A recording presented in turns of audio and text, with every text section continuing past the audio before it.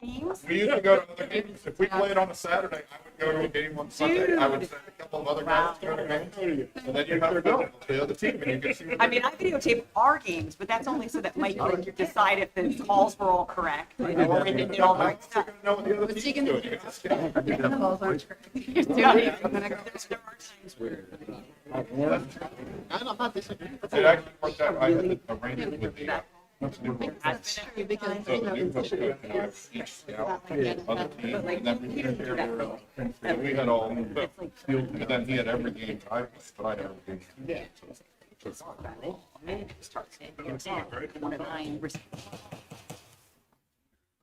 Meeting of the South Hunterdon Regional Board of Education called to order. Adequate notice required by the Open Meeting Act was provided on December 30th, 2021 by posting a notice with the respective clerks of the City of Lambertville, Borough of Stockton, and County of West Amwell, and advertised on December 16, 2021, the Hunterdon County Democrat Trend Times newspaper. You stand for the flag salute?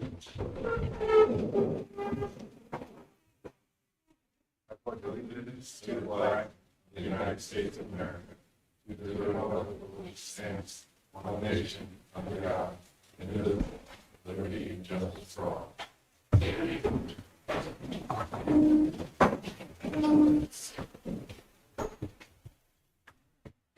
Sean Ellis. Here. Jim Gallagher. Yes. Brian Keys. Here. Sean Lewis. Here. Trace Patchouli. Here. Diana Purcell. Here. Megan Warner. Ronnie Todd Marino. Here. Kevin Kowalewski. Here. All right, good evening, everyone. We will start out with our student representative report. So we'll turn to Ryan. Since our last Board of Education meeting, we celebrated our first back-to-school night in person since COVID on the 21st of September. It was successful, and the teachers enjoyed meeting parents and community members in person. The senior class hosted a sunrise breakfast on our football field. Seniors were excited and enjoyed the morning together. We hosted the SAT here at South on October 1st, and all the 10th and 11th graders took the PSAT on October 11th.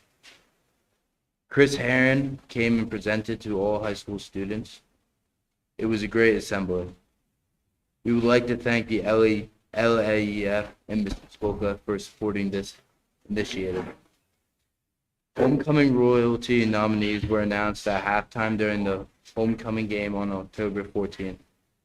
We sold over 180 tickets to the homecoming dance, where the royalty winners were announced. The GSA Club hosted a special guest presentation on October 12th, and the library sponsored Crafternoon activities on the 17th and 18th of October. We also hosted a college fair in school on the 19th with many different colleges and universities that attended. Upcoming events this week include Peer Leadership sponsored Red Ribbon Week and middle school Halloween activities.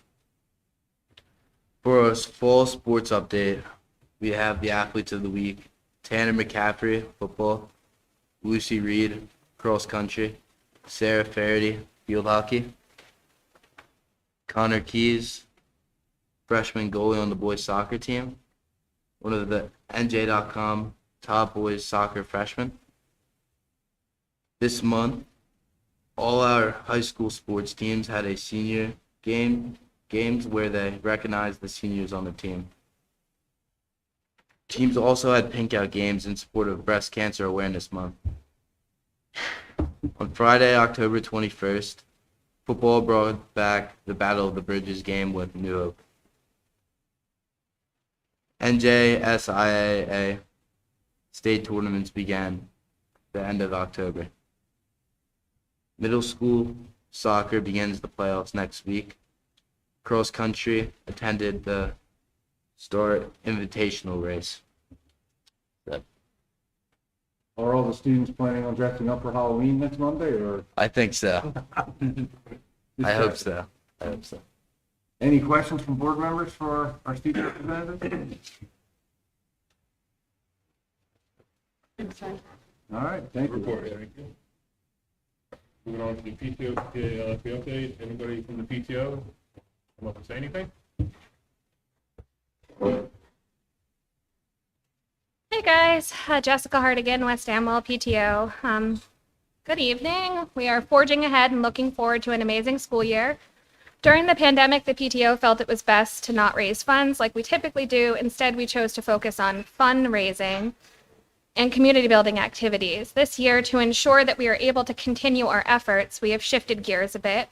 While we are still focused on fun for the kiddos, we are also focused on ensuring the continuation of our support for events like Trunk or Treat, Field Day, and the last day of school activities. The PTO hosted a Wildcat Walkathon on Friday, October 7th. It was very successful, bringing in over $3,200.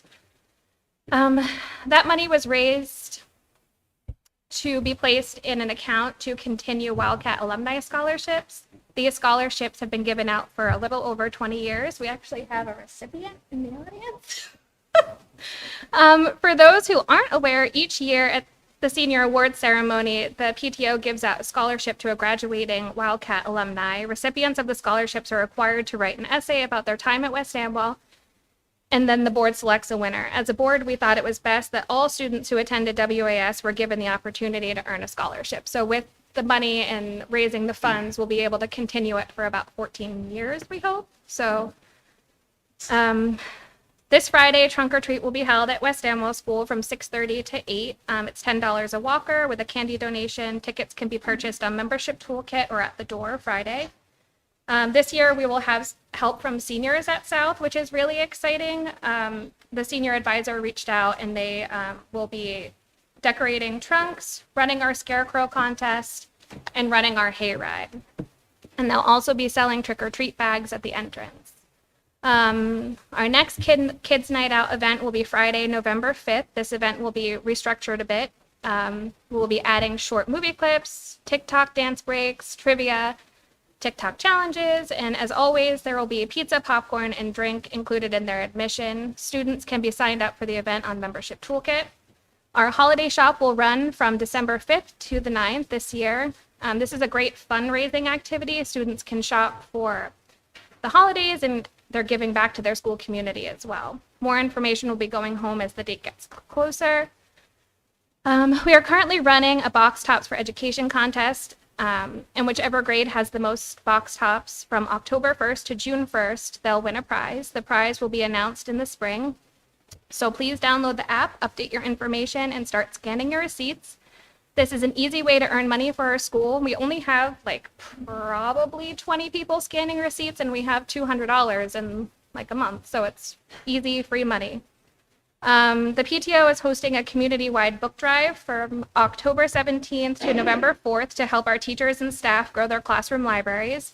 Please donate new or gently used books geared towards ages 5 through 12, like graphic novels, chapter books, easy readers, ESL books, books written in Spanish, kindergarten, picture books, and leveled books. We will not be accepting board books or baby books. Books can be dropped off in the donation bin outside of the school, or email westamwellschoolpto@gmail.com to arrange the books to be picked up.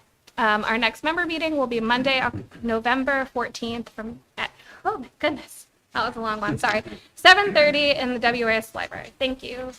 Jessica, I have one question. When you said scanning receipts at the fundraiser, what receipts are they? Oh, so box tops, you don't clip them out anymore. Everything is digital. So there is a Box Tops for Education app. And anytime you go to the grocery store, like McCaffrey's, Giant, you scan your receipt and it will automatically tell you if you've earned money for your school. And a lot of places like Target right now is doing 40 extra bonus points. So it's just an incentive. The app will tell you what. Yep. Okay. Yep. Awesome. And also if you're, I know this for knowledge, so if you scan your receipt and there's no box tops, it still enters the school into withdrawing $500. Okay. So you just scan receipts.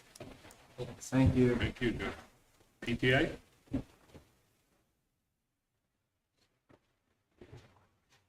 Hi, everyone. Stephanie Ballmer on behalf of the LPS PTA. I'm just going to pick up where Jess left off with passive fundraising.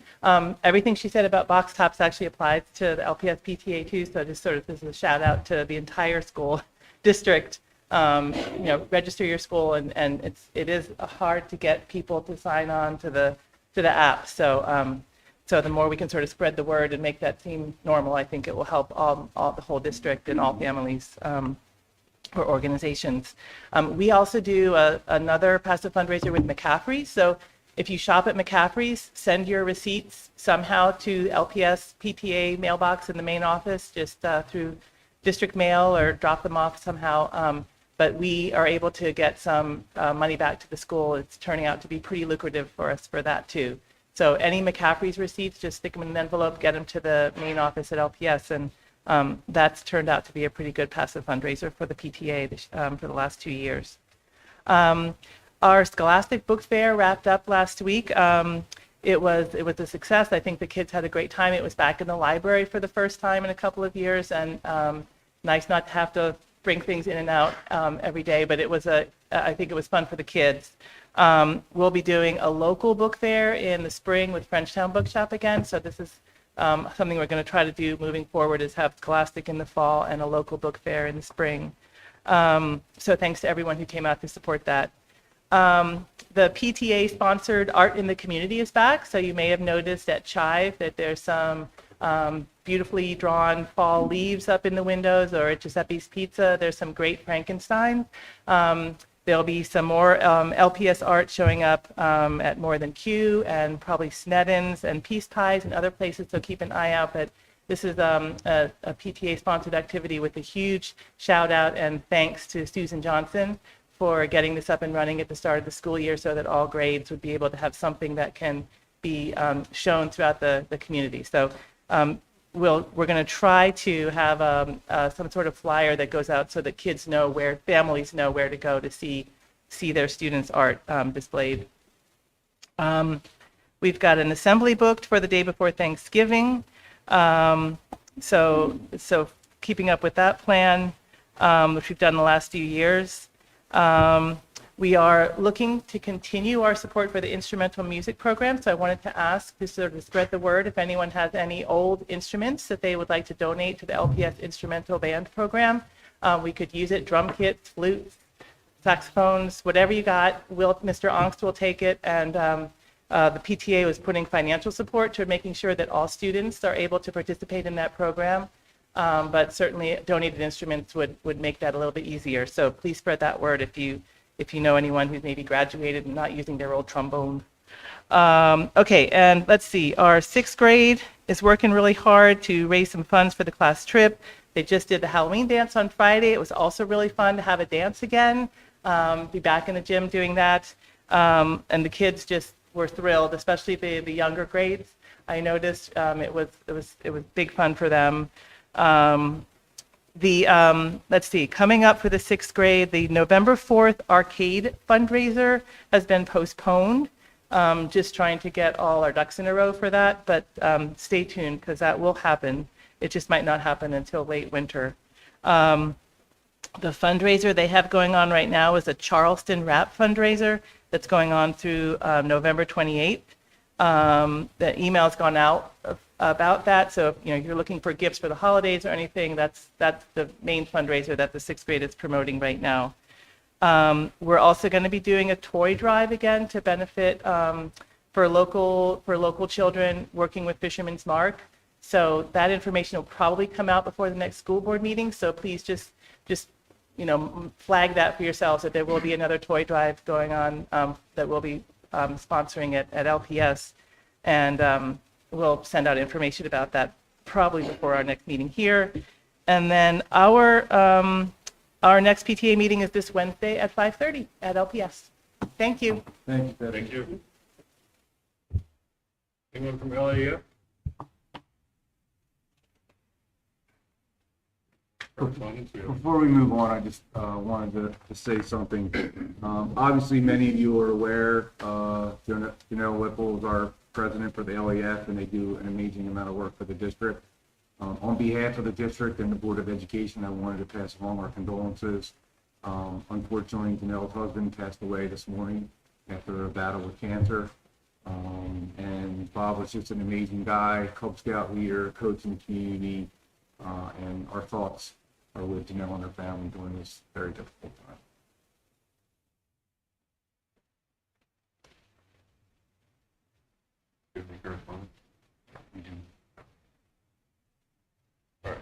to approval of the minutes.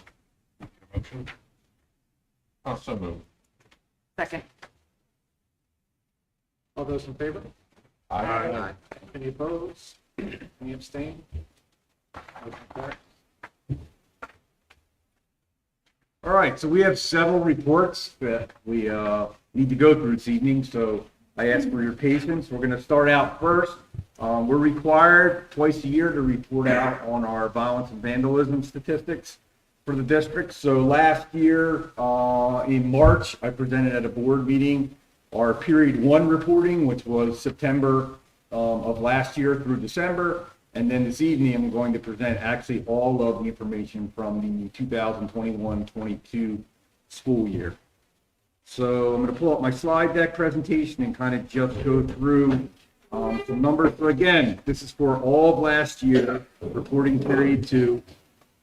Just so you're aware, anytime we have an issue that involves violence, vandalism, substance abuse, a weapons offense, or harassment, intimidation, and bullying, we're required to fill out what's called an SSDS form, a Student Safety Data System form, with the Department of Education. So this kind of just gives you an example of what that form actually looks like.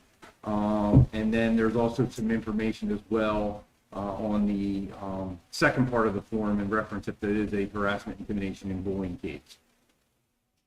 So when we look at our numbers from last year, what you'll see is it's broken down by school and different categories. So a couple things I kind of just want to point out. You see that substance offense, 8. I will say some of those in particular were related to vaping. The majority of them were related to vaping. Moving forward, if it's a vaping incident that involves a nicotine product, it's not something that we would report through this. It's similar to if a student was caught smoking on grounds. What we're concerned specifically when it comes to substance offense is it's something that obviously is not nicotine, if it's marijuana on school grounds, whatever it may be.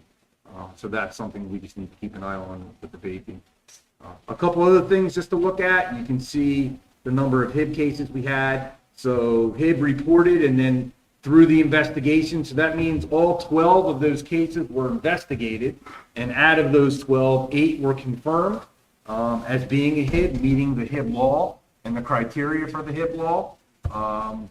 You know, obviously a little bit of an uptick from the last couple of years, you'll see in a second. You know, the last 2 years we weren't necessarily in school a lot, partial days, and then the year before with COVID. So that's just something we're keeping an eye on. Anytime we look at the category of weapons, that usually will, garner some questions or some thoughts. I will say, without getting into too many details, that one student in particular was responsible for 2 of those 3 infractions, and that student is no longer with us in the district. I just wanted to kind of share that. At the bottom, you can see some of the categories which fall under violence and vandalism. And then I always like to do a comparison.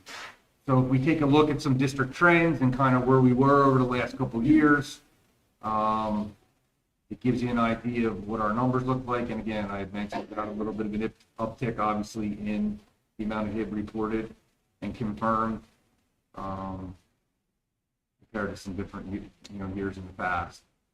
So this is always something that we're taking a look at with our programming and what our programming looks like for our student population. Obviously we just had Chris Aaron in, a couple weeks ago. His big, program was focused on substance abuse. All of our 9th and 12th grade students had the opportunity to see that program, which I think was pretty powerful thanks to the LAF who paid for it, as well as our parent presentation. And then what do we have in place? So I think it's important for us to, we're a district that's always been focused on educating the whole child.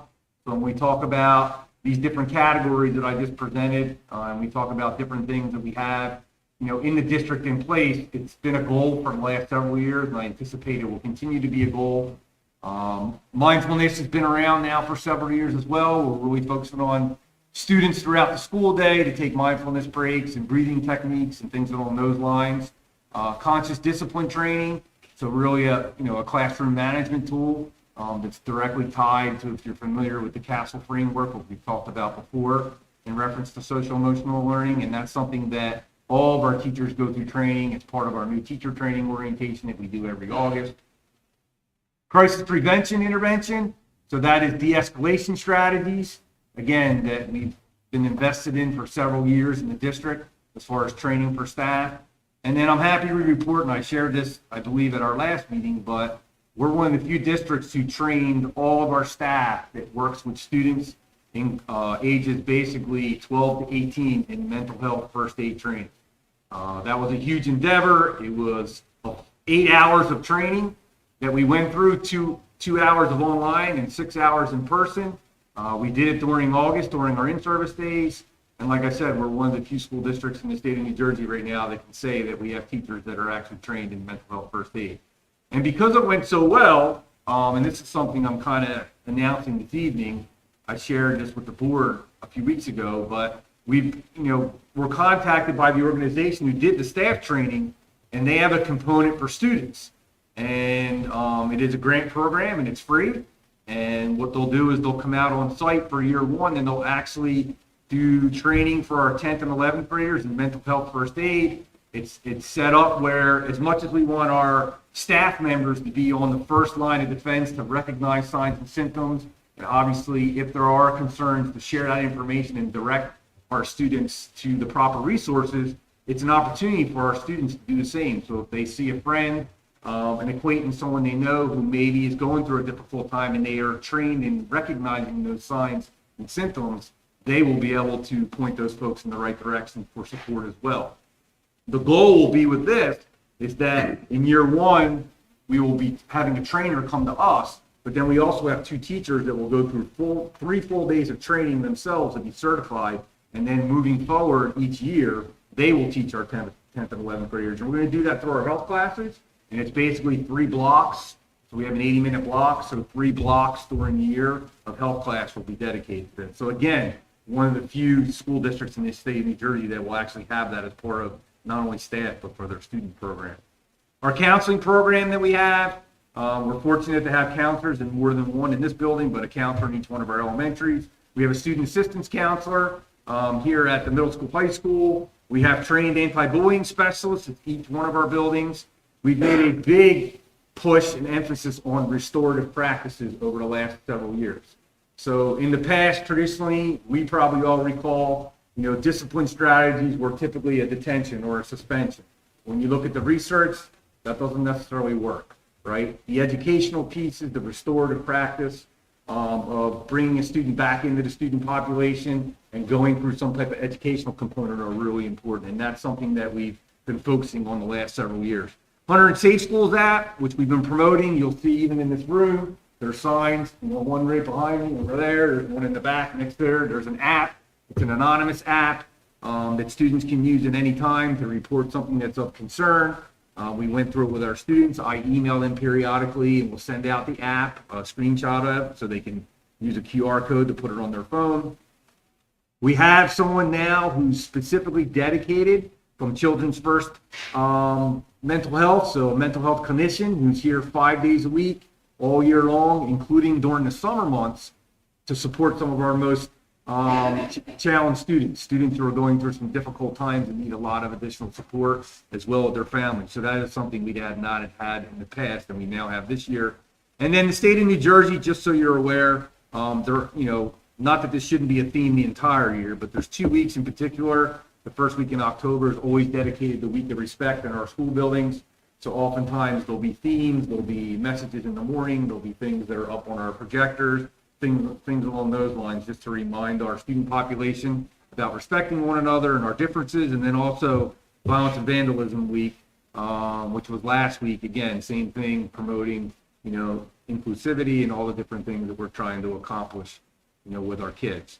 So that, is the report, but it also ties into, and I wanted to share something else, which I thought was important as part of my update, specifically, because I think it dovetails nicely with our violence and vandalism report. So if you're not aware, there was actually a very significant report. And when I send this out to parents tomorrow, if you click on the link, I think it's 104 pages. It's a youth bias task force, and it's called Recommendations for Change, and you can see the different organizations that are on the bottom of this, the recommendations to the governor and the attorney general's office. And basically within this report, there's three components. There's an education component, there's an enforcement, and there's an engagement component. We're going to focus more on the education, and specifically 7 different areas. And what I want to do is kind of go through each one of the 7 different areas, and then I'll talk to the community and our folks that are here in the board tonight about how we've been trying to address really over the last 2 years these different areas, in our programming for our staff and for our students. So when we look at the 7 different areas, area number 1 requires a comprehensive anti-bias education in public schools and develop curricular materials. 2, require anti-bias training for educators and school employees. Address discrimination and imposition of school discipline. Reduce racial disparities in identification of academically advanced students and identification and placement of students with disabilities, so our special education population. Take meaningful measures to diversify educator hiring at both the K-12 and post-secondary levels. Require anti-bias training for student athletes. Fund programs for student-led anti-bias programming and coordinate best practices. And then encourage K-12 districts to designate a chief equity officer. So as I break down each one, I wanted to focus first on the first one, require a comprehensive anti-bias education in public schools and develop curriculum materials. And you'll see I have a couple slides on this in particular, but a few things just to be aware of. So as part of code and law that we follow, the Amistad Law, that's something that you've seen if you've been in any of our presentations that Mr. Hewitt has done with some of our equity work and some other presentations we've done over the last couple years. But we are required, the Board of Education is required to incorporate information, which we have, about contributions of African Americans in different parts of our curriculum, K-12, and we've done that throughout our curriculum. And then obviously the Holocaust Law, again, same thing. So to target different parts of our curriculum with our students throughout the district to focus on areas relating to the Holocaust. LGBT and disabilities law as well is included, so that's been ingrained, and some of that came out in some recent changes to our health curriculum.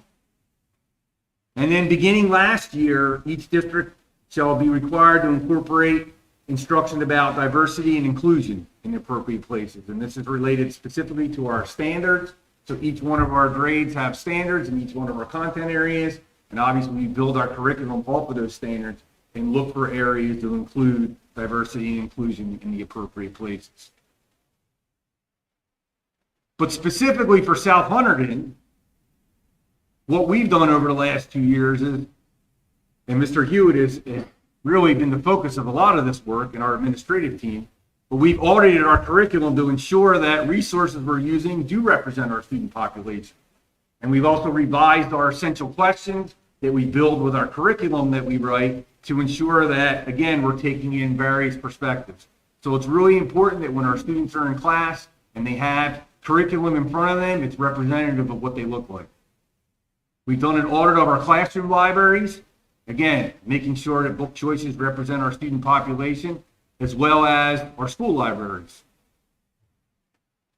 We've done things like a pre-K 6 read aloud. I gave an example in there, so if you're interested, click on the link. We just did this a couple Fridays again, but again, giving students a different perspective to understand about being inclusive and supporting all of our student populations and demographics that are within our school buildings, how important that is. We've had student presentations and assembly programs, many of which have been sponsored by the LEF with grant funding. We do what's called an Abilities Week at our elementary school. So really, again, focusing on all the differences that some of our students bring each and every day to school and embracing that and celebrating that, which is really important. It's important for our teachers to make sure that when they're setting up their classrooms and their areas before school even starts, that again, those areas are representative of their student populations. So we spent time doing gallery walks and staff members partnering up and looking at each other's classrooms to say, this is what my student population looks like. If I have posters or different things in my classroom, is it representative of all my students that will be in front of me? That's really important. Provided time for teachers to collaborate in creating DEI or diversity, equity, inclusion lessons. So common planning time and the ability to share resources to our staff. So they have the ability to take that information, use those resources, and figure out where they're going to put that into their lesson design. For number 2, when we talk about require anti-bias training for our educators, so again, some things we've done over the last 2 years, we provided training to all of our staff in diversity, equity, and inclusion, specifically how to be a culturally competent teacher. So what does that mean? It means that truly understanding the different demographics that are in front of you and making sure, again, as I had mentioned before in the last slide, that your materials, your resources are representative of those individuals. That's really important. We have a DEI team that's led by Mr. Hewitt. I'm part of that as well. We meet every month throughout the entire school year with a long and rigorous agenda that's usually at least an hour or so to really talk about programming, student programming, staff programming, activities we're going to do in certain months depending upon what's going on. And then obviously we do DEI activities throughout the year. Faculty meetings, in-service days, we've done implicit bias training with our staff, a lot of different activities. Some other training, so we do HIB, harassment, intimidation, and bullying training.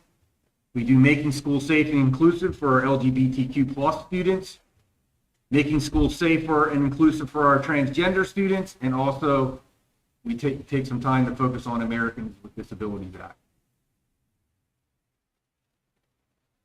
In reference to the imposition of school discipline, so over the last 2 years, we spend every summer, we did it again this summer in August, and we spend an entire day really digging into the data in our district.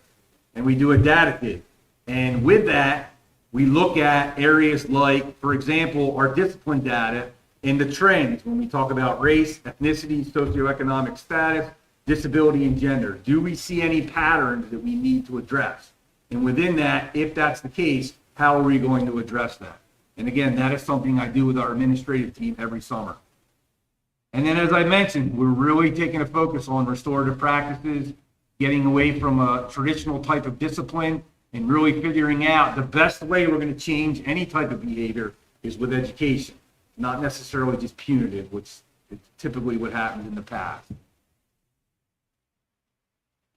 For this one, this is a really big one we spent a lot of time on, reducing racial disparities, both for our academically advanced students, so our honors and our AP, as well as our special education students. So again, you know, hopefully you're aware that we've been doing a special education program review this entire year. Surveys have gone out. We've had focus groups with students. We've had focus groups with parents, staff members. We're collecting a lot of data. That's all part of this work. The findings of that data will be presented to the Board of Education and the community probably sometime in April at our Board of Education meeting. And then that final report, will be made available. Last year, if you're aware, we did a review of our ESL, English as a Second Language program, and that review was shared with the community and is on our website. We also do an annual review again with that data dig to really take a look at what is our class makeup as far as our AP and our honors.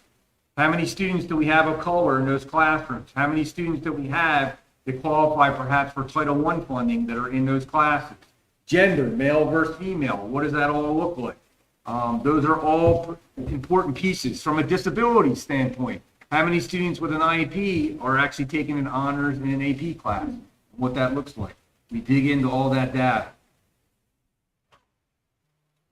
Hiring has been a big focus for us as well. My first year here, we joined an organization called CJ Pride, which stands for Central to New Jersey Program to Recruit Diverse Educators. So that is something I had experience with in my former district before I came here. At one time, CJ Pride consisted of about 12 different school districts. We now have 64, which really are across the state of New Jersey. The main focus is to how not only do we attract diverse candidates, but how do we work with local legislators to change some of the legislation that's out there that makes it difficult to recruit diverse educators, especially from other states. And I'm proud to say CJ Pride has done a lot of work in this area and has gotten a seat at the table on some major decisions especially with licensing in the state of New Jersey and different pieces like that, which can be cumbersome, especially for someone who's coming and relocating from another state. We have, I'm proud to say, increased the diversity among our staff in the last year, but it's going to be a continued area of focus, and not only an area of focus, but another piece is retention. So if we do get folks to diversify our teaching staff, it's not only important to get them here, it's also important to keep them here. And there's a whole piece that goes around that. And even beyond that, with folks that are diverse, all of our teaching staff, quite honestly, if we get in the door for our new teaching staff, we want to make sure if they're good, we want to keep them, right? We don't want them to be looking other places. So it's really important for us to kind of break down, what are those factors that come into play that make someone really happy in a workplace that they want to stay. So that's been an area of focus as well. Time to hiring people that are qualified. If you have a question, you have to ask a question during public comment. You can't just yell it out. Require anti-bias training for student athletes. So we're currently investigating a training program that's actually sponsored by the National Federation of State High School Associations. If you're familiar with NFHS, that's also the system we use to stream some of our games. They have a programming for student athletes that we're looking at. And then the NJSIAA is actually also talking about releasing some programming as well. The NJSIAA is the governing body over all high school athletics in the state of New Jersey. And then fund programs for student-led anti-bias programming and coordinate best practices. So these are the different organizations that we have here at South. And obviously each in their own way are doing different things to promote, anti-bias programming really to our student population across the district. And then finally, a chief equity officer. So there are some districts that have gone down this road. I will say most of the districts that have are big districts. I feel based on our size that obviously this responsibility truly does fall under myself and Mr. Hewitt, for South Hunterdon Regional. So I thought that dovetailed nicely, with our violence and vandalism report that we're required to do on an annual basis. At this point, before we move on, I'm just going to open it up to the board. Any questions from the board perspective on the violence and vandalism report or anything I had shared with the U5's task force?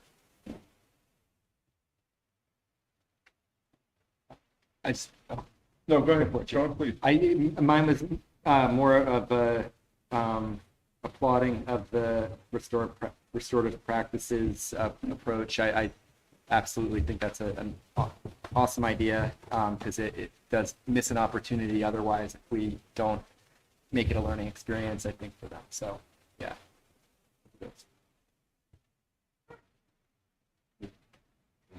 If nobody else has a question, mine is more of a procedural question. If we're having a public hearing, do we need a motion to open the public hearing? We will, but what we're going to do is we're going to first go to our achievement report and then my update. When we're done with that, we're going to have a public comment just focused on the violence and vandalism report, if anyone has any questions about that. And then we'll have a second public comment for anything else to kind of move along in the presentation. Okay, fair enough. All right. So with that, we're going to shift a little.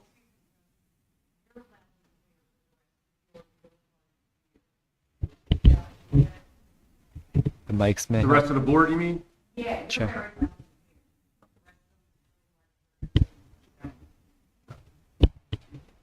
All right, so I'm going to introduce Mr. Hewitt, who is our Director of Curriculum Assessment and Instruction. He's going to come up to the podium, and I'm going to pull up his presentation, and he'll share a little bit of background. Thank you, Ryan. Ryan has 2 tests tonight. We're letting you test tomorrow. Good evening, everybody. Thanks for welcoming me here to share with us, with everybody publicly, our New Jersey standardized assessments for last spring. So the spring of 2022, we had done our standardized testing, which hadn't taken place for a couple of years. So we'll see somewhat of a gap in the data that we have. And then there's other tests that you'll see presented tonight that we do have data that was taken even in the prior years during the pandemic.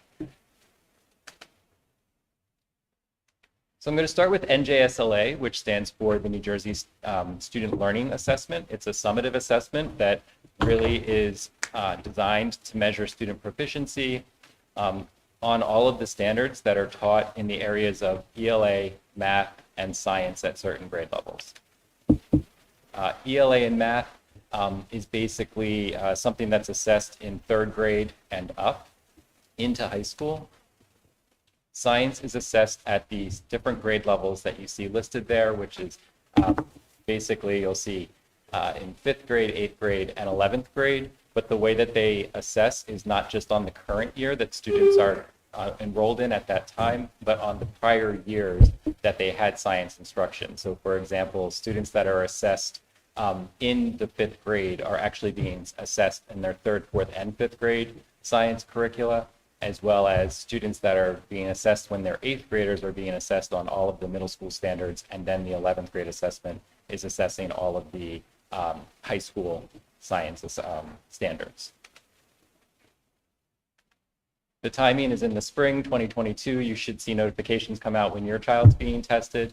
There is a link here. This presentation will also be posted on the website and sent out too. That's an active link to go and see the specific timing. But basically ELA has 2 units.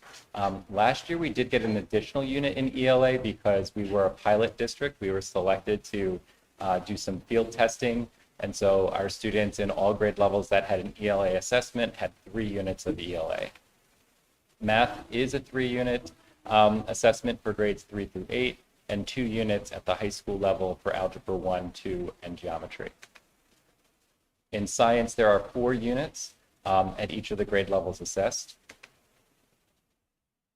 And I just noted there too, because it sounds like a lot of testing, but if you follow any one grade level through the assessment schedule, you'll see that it's basically over a 4, maybe a 5-day span, and it's not typically all in the same week. For example, ELA and math together are typically 4 days of assessing, and it's not the entire day. It's just 2 units per day is all that's allowed. So it's at max about an hour and a half to 2 hours that students would assess on any one day. And then typically science is broken out in those grade levels at a different time in the school year, a couple weeks usually after the ELA and math assessments.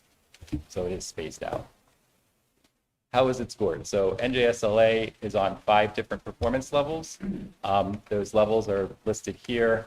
And in the parentheses are the scaled score measures that we'll talk about later and see later, but basically it's on a scale from 650 up to 850, and you'll see did not meet expectations through exceeded expectations, and the levels of performance that are considered passing, quote unquote, would be levels 4 and 5, meaning that the students met the expectations that were expected at that grade level or performed above that. And it's the same in ELA and math. So here's what happened last spring. This is a comparison between how many students actually took the test in 2019 versus 2022. You'll notice that there is a drop. We have had a drop in enrollment. And as we look at this, though, it is important to note that because you'll notice we tested in 2019 just before the pandemic, and then not again in 2022 after this past school year. When you look at 3rd grade, there were 81 3rd graders in 2019 being assessed, but then you have to jump ahead to our 6th grade totals where you see 72, because those same 3rd graders that tested in 2019 are now in the 6th grade year in 2022. So you've got to kind of follow 2 years in advance, but you do notice we definitely have had a drop in enrollment from 2019 to 2022. So our tested numbers are actually much smaller than what they were. And you'll note on this slide that this is just ELA, and then the next slide shows the numbers for mathematics between 2019 and 2022. One thing I will note here on the math slide is our geometry number. You'll notice that students tested in 2022, just this past spring, we had 14 students test in geometry.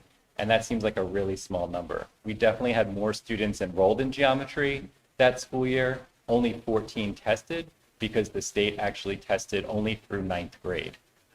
So there were only a few students that actually needed to take the geometry test to meet graduation requirements. So you'll see a smaller number there than what you would expect for geometry. I will also note that our 8th grade number, you'll notice an asterisk next to it. That's a very small number as well, 31 students total. And basically that's because in 8th grade, any of our students who are in the faster track for math would be taking Algebra 1 in 8th grade. And so therefore those students that took Algebra 1 in 8th grade are actually included in our Algebra 1 numbers, which is typically a high school class that would be taken in 9th grade. And so going along with that, you're looking at only 31 students in 8th grade. And when we talk about 8th grade math, we're talking about our students that do not include typically our students that are fast tracked for a higher level math class.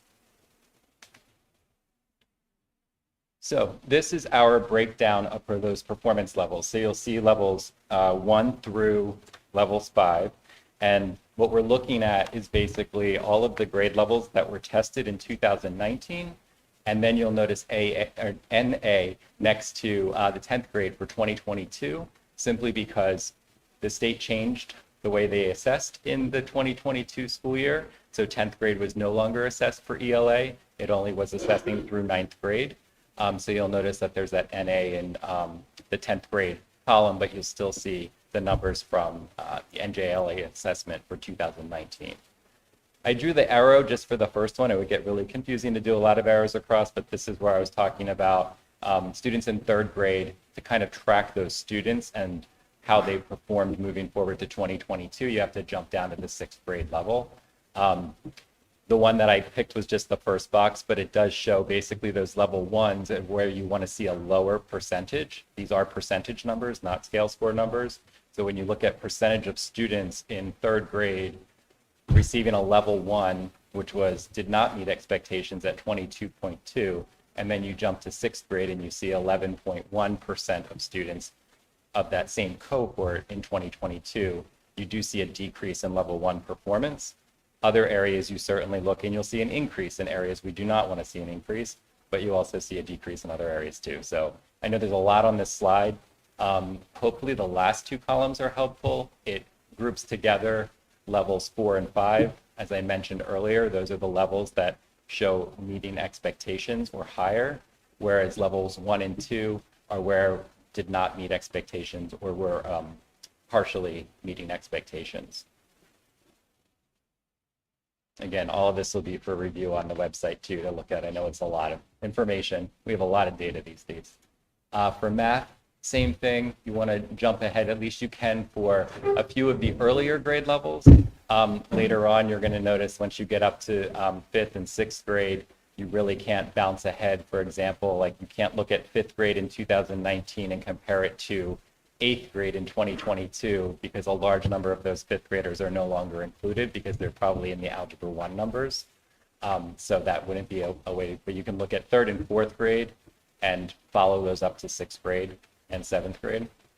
But this is broken down in the same way with the last couple of columns indicating the totals of 4s and 5s as well as 1s and 2s.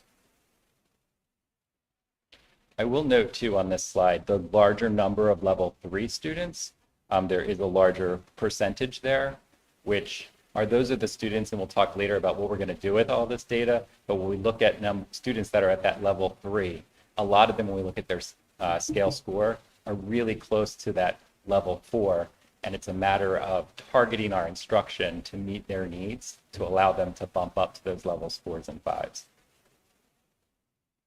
The other thing I want to mention when we look at percentages like this is, for example, because we have such small numbers, and I just jotted down, like I think our smallest number of students was 14 in a cohort that was tested on any one test, and one of our larger cohorts was at 79 students in that cohort. When we break that down into percentages, for example, like geometry with 14 students, every student is counting over 7%, that one student. So that's really important to recognize. Whereas even at our largest numbers, when we have 79 students, it's counting over 1% per student. So typically when you're looking at data like this, you want at least 100 students or 100 data points in one cohort to be able to really validate those numbers and things. But Obviously, that doesn't mean that this isn't important and important to look at and to utilize for our planning purposes. But I just wanted to draw attention to the smaller numbers. For science, basically, here's our numbers again as well. And actually, science works out well because we test in 5th, 8th, and 11th grade. So you can follow 5th to 8th grade and 8th to 11th grade. And again, you'll notice we did have a decrease in enrollment, which has obviously already been talked about. Our scoring scale is different for science. It's only 4 performance levels, below proficient, near proficient, or advanced proficient. So anything, and looking at the scale scores in parentheses there, 200 or higher is considered passing and meeting those expectations for the standards at those grade levels. When we look at percentages again, for science here, you can notice right away, I think what stands out is our 8th grade science numbers are low. Obviously, that triggers an area of concern, an area to look and work towards. Whereas our numbers, when you follow, for example, 8th grade to 11th grade, you see an increase in proficiency because, again, those last 2 columns do note where we have proficiency. And you can see those 8th graders, that's 22% of them scoring 3 and 4, moved to 38% in the 22 school year. So our English language arts literacy, 22 percentages. This is basically, we're comparing how well we did to the state. So looking at each one of the 5 levels of proficiency, we're looking at how our district did compared to the state average. And one thing, while I have that up there, I just kind of did a quick analysis. So there's a lot of other data too that we get to look at, different types of reports, not just numbers or scale scores or percentages, but we can break these down through evidence statements that breaks down each standard and which standards were assessed and which areas may need more of a focus and which areas we're doing really well with the instruction that we're providing. And so as far as ELA goes, looking at basically 3rd and 4th grade both. One of the positives, reading informational text was an area that we're doing well, where we were definitely above the state average, whereas an area that we could work on is writing, and particularly writing in the area of literary analysis at the 3rd and 4th grade levels. And that is something that actually our reading specialist, Kristen Angst, and myself have talked about over the last 2 years, and we began looking at our writing program just before the pandemic and picked that up again now that the pandemic has moved past, and looking at different resources and ways to help support that. So that is one of those areas. And that writing actually carries through 9th grade when we look at all the data. It switches from literary analysis as a need in grades 3, 4, 5, and 6 to narrative writing in grades 7, 8, and 9 as what seemed to be a weaker area, whereas the stronger areas that we were doing well above the state average in grades 5th and 6th was just reading in general. It was our writing that really brought down scores in grades 5 and 6, but reading was actually at or above grade level. Whereas in 7th and 8th grade, the focus of positive, the focus in the positive area was around reading specifically in science and technical subjects. And actually, in 7th and 8th grade, that literary analysis that was weak for grades 3 through 6 was actually strong for grades 7 and 8. So we see more of that happening in grades 7 and 8, but the area that we don't see as much in middle school and high school is the area of narrative writing, which is where our scores were weaker. So obviously this is the kind of information we can get from this data to help us improve instruction and guide instruction. As we look at math was a really weak area throughout the state. Actually, Tony just forwarded an article earlier today about how math is really an area that's of concern of the state. But as we look at our numbers, again, I know geometry, again, has that really small size as far as data points or population, and the same with 8th grade. But clearly 8th grade stands out as a need, as we do not have students exceeding expectations and meeting expectations. So those 31 8th graders is an area certainly for concern. But again, looking at those evidence statements and specifically at the standards and where we did well, in 8th grade, geometry was actually an area where students performed better than the other areas in math. And at the 3rd and 4th grade level, particularly the 3rd grade level, it was the harder standards that our students performed better on. So I don't know if the easier standards that the state kind of identified as easier were ones that they didn't spend as much time on, if they moved more quickly through it. But it was the harder standards in the area of modeling and reasoning that our students actually did above state standards with, or state average with. But it was fractions and algebraic thinking where they needed to do better. So that's one area to focus. Whereas in 4th grade was strong in measurement and data, number and operations in base 10, but needed work in fractions again. So 3rd and 4th grade, we see an area needing fractions. Once we get to 5th grade, again, there's 3 different types of questions on the math assessment. One that really just focuses on concept, skills, and practices, procedures, things like fluency in math. And then there's a second type that focuses on expressing mathematical reasoning, and then the third, which is modeling applications. And our 5th graders, and those higher levels or type 2 and 3, are the areas that are harder. And our 5th graders actually scored very well in type 3 type questionings on modeling applications, which is applying in real world context and scenarios, whereas it was measurement and data where they needed to focus a little bit more, and we need to focus more moving forward. And in 6th grade, similar, it was the harder standards that they did better on, and then it was expressions and equations at like a type 1, a lower level question, and things that they didn't do as well on. So I just wanted to kind of point out some of those trends that we're looking for and how we're using the data. As we look at science, and again, percentages, and we start to focus in those same areas, science is broken up into earth and space science, life science, and physical science. And then it breaks it down into the practices, including investigating practices, sense-making practices, and critiquing practices. So as I looked at each of these 3 grade levels, and realizing, again, it's not just the 5th grade test and 8th grade test and 11th grade test, but it's testing the years prior to that grade level in addition to that grade level. In 5th grade, students tested very well in the area of physical science, but needed to work on critiquing practices. In 8th grade was the one that I mentioned earlier. We need to do work in 8th grade pretty much across the board. There's some areas that are a little higher, but I'm not going to say it's a positive because we really are below state average in 8th grade science based on these scores. But particularly, we want to focus in life sciences and investigating practices.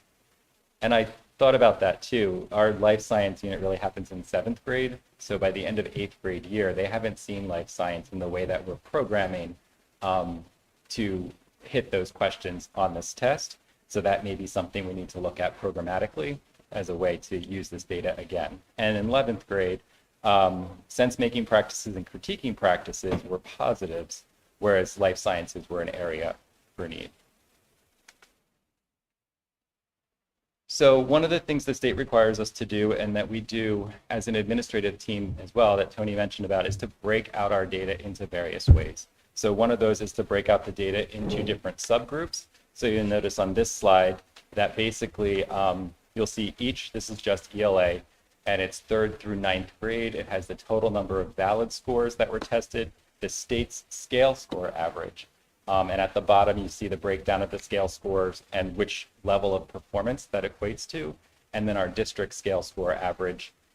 And then we look at gender, so females versus males, and then also students with disabilities.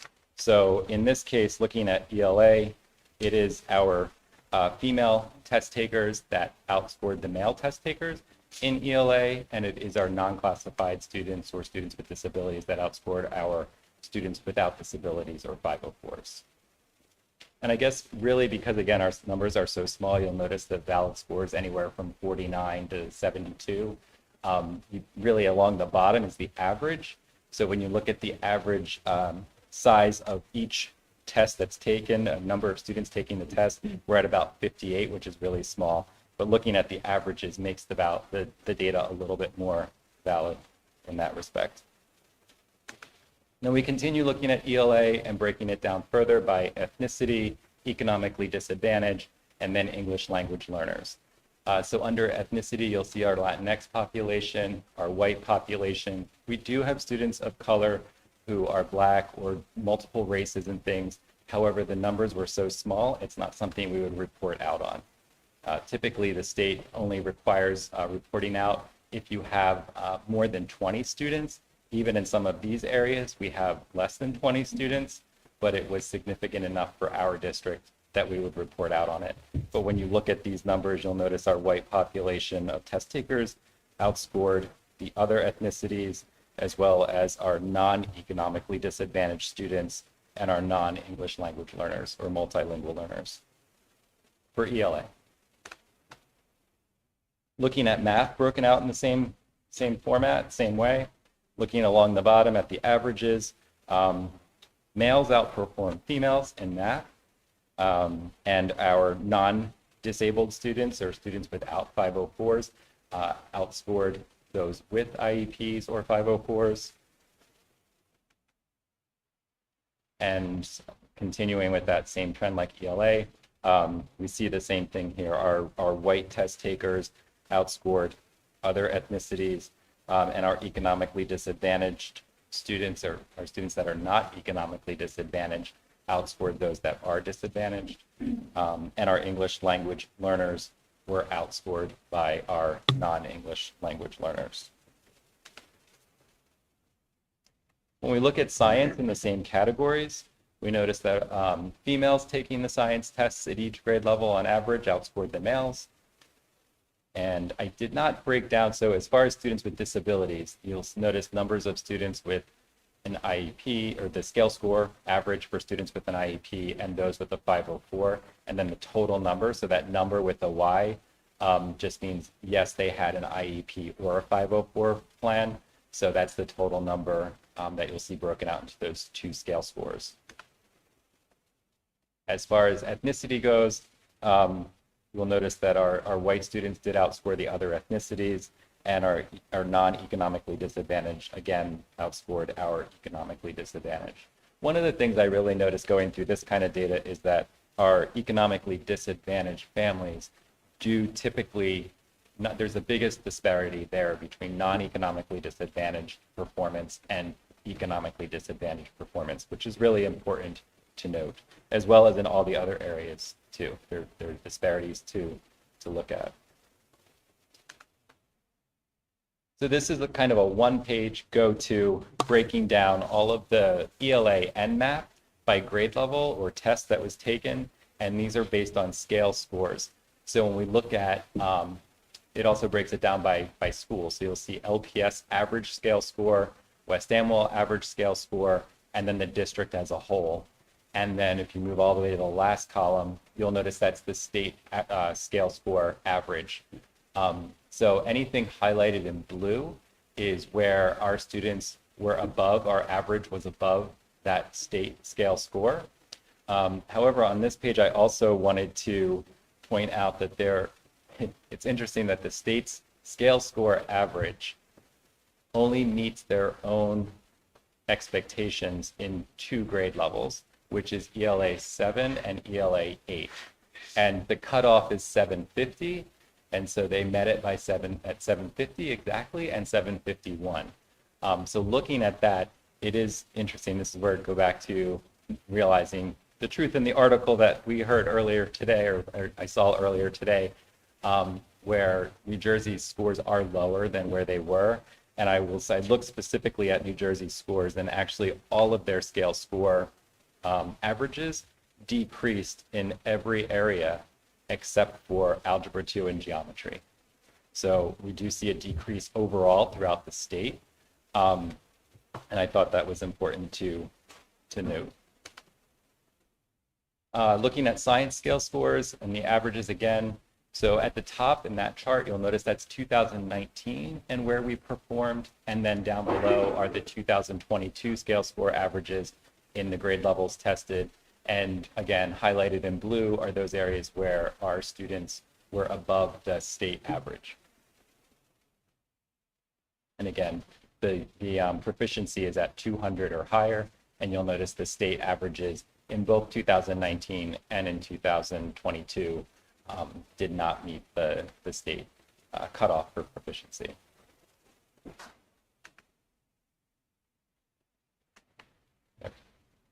Okay, so comparison of our own cohorts. So earlier I mentioned that you had to jump 2 years ahead when you look at any cohort of students. So this chart does that. The first column breaks down the grade level in 2019, or the course that was tested. And then the scale score average is for 2019 in the second column. It starts at the top with ELA and goes down through math and then through science. And then the ELA 2022 grade level and the scale score average. So in that last column, it'll show you the scale score average highlighted in blue if we actually increased from the last time our students tested. So third graders that are now in sixth grade increased in their scale score average from the last time tested. So did fourth grade, fifth grade, eighth grade in ELA. It's sixth grade, sixth graders from 2019 that decreased into ninth grade.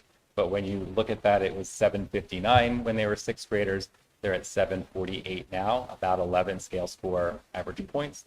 And we're going to talk about NJGPA in a moment. You'll notice in parentheses there, I listed that next to 11th grade because 11th grade 11th graders are now taking something called the New Jersey Graduation Proficiency Assessment. That's new as of last year. It is on the same scale score. So it does equate. It's very much like NJSLA, but it's a different named test for the graduation requirement. In math, you'll notice I only looked at third grade to sixth grade and then fourth grade to seventh grade, simply because once you go beyond that, it's really hard. I could do it for eighth grade into the NJGPA, but as far as like going into Algebra 1 or geometry or things, it wasn't really apples to apples any longer. So I looked at grades where I could. That's why you don't see as many different scores for math as for ELA. But in the area of math, our current sixth graders went down from their scaled score back in 2019, but both of our current seventh grade and our 11th graders increased in their average scale score. And then in science, we see the two different grades that we could compare like this, and our current eighth graders dropped in science, but our current 11th graders increased in science from where they were, I guess, 3 years ago. So I'm about to switch from NJSLA now into what are called the dynamic learning maps, the DLMs. So DLMs are our alternative assessments that are provided to students in the same grade levels as our students that would take NJSLA, but the students that would take dynamic learning maps are students that are typically in a self-contained classroom setting, special education students. And so there's not a ton of data here, but I just wanted to share that with you as well. So first off, they're portfolio-based assessments. It's an alternative route to that assessment that are the NJSLAs that we just looked at. They assess the following subject areas, which is the same as the NJSLA in those same grade levels. They are administered online, and basically they are done in person. So these were not given previous years during the pandemic when in-person was not an option. The administration does take place over a period of weeks, really, where there's a collection of different tasks, and then they're scored and submitted to the state, and they are scored on a 4 performance level rating scale. So our results from last year, in the spring of 2022, we had 9 students total in those tested grade levels. 45.5% of them were at target or advanced. We don't break it down further than this because it is such a small number of students. So I'm going to move on then to the Ls, which are English language learners, and you may have heard this referred to as the WIDA assessment, but the actual assessment title is the Access for Ls.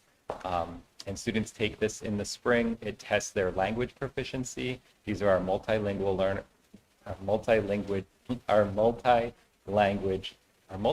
language learners. Sorry, there we go. So basically we're testing 4 different domains: speaking, listening, reading, and writing. And basically, this is on a 6-point scale or 6 performance levels. And entering is at the lowest level, and it goes down to reaching at the highest level. So who's administered the Access for Ls? All of our K-12 students that are enrolled in an ESL program. And how is it administered? It is online. It's for all students in 1st through 12th grade online, and our kindergartners do paper and pencil. Outside of that, there is no remote option again. However, this was something that our students were assessed on in person 2 years ago as well. Here's our breakdown of numbers. So this is our numbers of students enrolled in ESL programs throughout the district by grade level. And then it's broken down by our LPS numbers at 37 total, our West Amwell numbers at 7 total, giving us a total elementary population of 44 students enrolled in ESL classes, programs.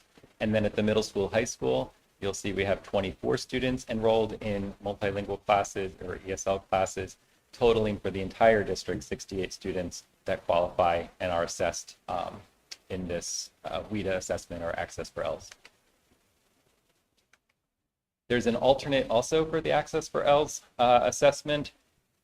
It assesses the same 4 language domains. It is available for anybody that would take any one of these tests in any one of those grade levels. It is scored differently, so the performance levels are on a alphanumeric scale of A1 through P3. And unfortunately, I don't know, we have 2 students total, so therefore there's really not more data to share out here. It's too small of a number to really share regarding the assessment results. So what I can do is share out, you'll notice basically this is breaking down that performance level. So entering is at that lower level, and it goes through a level 6, which is reaching. So the 4, 5, and 6 are in that different kind of color there, and that's simply because it's at a 4.5 or higher that students would measure high enough on this assessment that they could be considered for exiting ESL programming. And it's a multi-criteria exit system that happens. So when you look at this, you'll notice there's 20 students that were in the range that could potentially exit from ESL at the end of last year. They would go to committee, basically be discussed and looked at lots of different things. Sometimes students test really well, but classroom performance may allow them to remain in services for the following year. But there is that 4.5 need for a cutoff. However, last year we had record exits. Actually, we exited 11 students. Students typically enter ESL programming and stay for about 2 to 3 years, typically, depending on the level that they would come in at and different experiences they may have had and different life happenings that occur that could require them to remain longer. However, we had 11 students exit last year, and really it was through the elementaries into the middle and into the high school, which is great. So you will also notice that students are not taking this test unless they qualify to take this test. So in other words, you wouldn't expect to see a lot of students at those 4, 5, and 6 numbers necessarily as far as a performance level, simply because if a student is new to us, new to the country, not having any English at all, they're coming in at a level 1, and typical growth in an ESL program is about 1 to 1.5 levels. So you wouldn't expect students to be exiting in just a year, and they must be below a 4.5 to be in the program. So therefore, the state requires us to report this out, but at the same time, it's not really a measure of achievement. It's more or less looking at individual student growth, which is what our English language learners experience as a result of their program, as a result of the ESL teachers reviewing the data and really delving into the areas of need that they have. That brings me to NJGPA. I briefly mentioned that earlier. That's our New Jersey Graduation Proficiency Assessment. This is given to, in the spring also. It was the first administration this past spring. It's given over a couple of days. It's given in the areas of ELA and math. It's administered to just 11th grade students. And so last year was a baseline, so we really don't have a comparison to go back to. It is a requirement for graduation. I mentioned what it is assessing, the subject areas. But I did want to note for mathematics, it's not Algebra 1, it's not Algebra 2, it's not geometry. It's a component of high school math. So it includes everything from both algebra and geometry. So it is kind of like a general assessment for both algebra and geometry skills and content. So the class of 2023, which is this current year's seniors, are exempt from this graduation requirement because last year was a baseline. It really didn't give them a fair opportunity to be able to, after a pandemic and everything else, the state basically waived that graduation requirement for assessments. However, moving forward, any student in 11th grade, meaning this year's 11th grade class and beyond, will need to sit for the NJGPA, ELA, and math assessments, both. There is no option to refuse the testing, and I purposely wrote refuse because New Jersey is not an opt-out state for testing. It is a refusal. There's a form that's titled like the students refusing the test in ELA or math. So I guess technically parents could refuse this test in 11th grade. Unfortunately, though, that does jeopardize the student's ability to meet graduation requirements and graduate with their cohort in 12th grade. Students who don't meet the cut score would be able to meet graduation requirements through a different pathway. Sometimes it's like the SAT, the PSAT, the ACT, ASVAB. There's a lot of other pathways that are basically listed as the second pathway. And then there's a third pathway, which is a portfolio appeals process. So students can meet graduation requirement through those other pathways if they sit for the test in 11th grade. If they never sat for the test in 11th grade, they're unable to move on to those other pathways. So that's really important to understand. The scoring scale here is different. Again, it's 2 performance levels. There's either not yet graduation ready or graduation ready. So it's basically 650 to 850, similar to NJSLA. However, it's broken down into just 2 different performance levels. So it is the same for both content areas. And when we look at the percentages again here, and you see the total tested students for each content area, and I did another quick kind of breakdown, positives, negatives. Again, this was our baseline data. So looking at where our 11th graders tested last spring, in ELA, we were very positive and strong in the area of vocabulary. However, reading information was an area to focus as a growth. And then as far as math, modeling was a positive. Again, reasoning and math was the negative area. You can see us compared to the state here for both ELA and math. We are above the state average for ELA, and we're 0.2 of a percentage point below the state average for math in our 11th grade science scores. And again, just talking percentages and numbers of students, just one student, even in our higher numbers of total tested students, equates to over 1 full percentage point. Here's a breakdown again by all the different groups that we can look at with numbers kind of high enough to look at. And you'll notice that our female students tested higher overall on NJGPA. We could look at ethnicity. You'll notice that our white students tested higher, our non-economically disadvantaged students tested higher, and our English language learners were below our overall average. So, more than just NJSLA or NJGPA, I wanted to share some other things that we do because obviously this is some data. Like I said, we have a lot of data. We do benchmark assessments at the start of each school year. And basically I listed some of them here that you may have heard of from your students or children. So Renaissance we have in not every single grade level, but for STAR reading, we assess students in 7th through 12th grade for reading. With STAR, we use math grades 1 and up through 8th grade. DIBELS is a reading assessment at the primary grade levels. Fontes and Pinnell is an assessment we do at the elementary schools through 6th grade.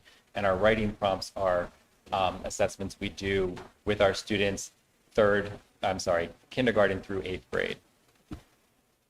We also have Acadience Math is another assessment that we use at the primary, typically like kindergarten level, and it's really as needed. We were using it more regularly earlier, but we have a new math program at this point, and we're using diagnostic assessments and benchmark assessments within that program.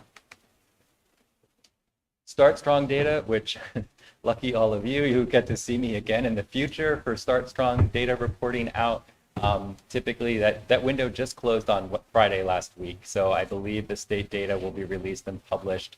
If it follows last year's timeline, it'll be like the end of November or early December. So either in November or December, I'll be back to report out on how Start Strong goes. That's a benchmark assessment administered by the state to students in 4th grade through 8th grade. Classroom performance data, of course, formative assessments, anything teachers are doing within their instruction to help guide their instruction moving forward. So they use all of that data to really plan lessons. The district summative assessments, so NJSLA, NJGPA are summative assessments, but we also have built-in summative assessments, which are end of course assessments, end of unit assessments, things like that. And then where do we go? What do we do with this data? So we're so much of it now. It is important that obviously we utilize the data. We of course share it with the teachers as soon as it comes out, and so that they can start using it to guide instruction.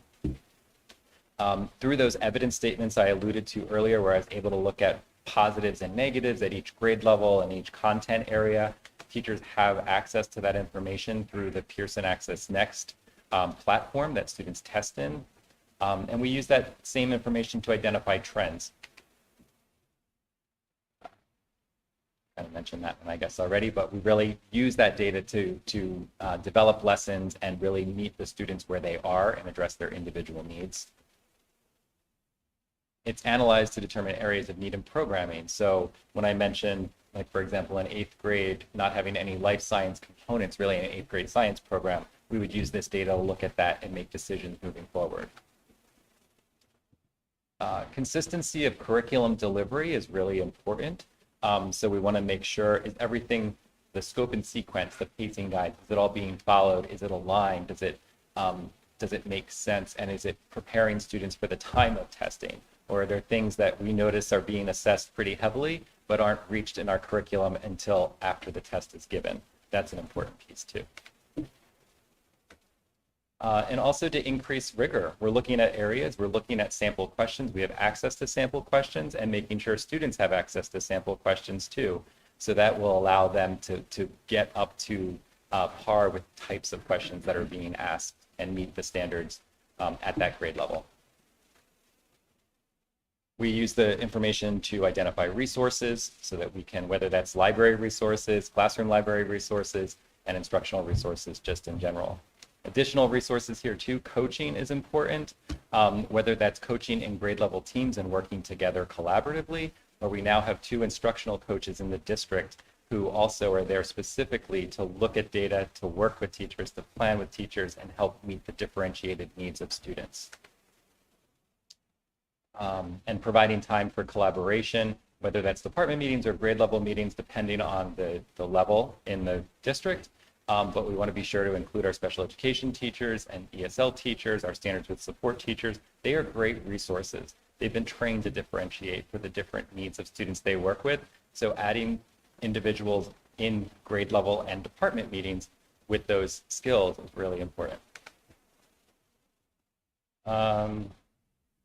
And obviously we use the data to address additional needs and things like standards with support, as well as enrichment programming too, to make sure we're reaching higher level learners' needs.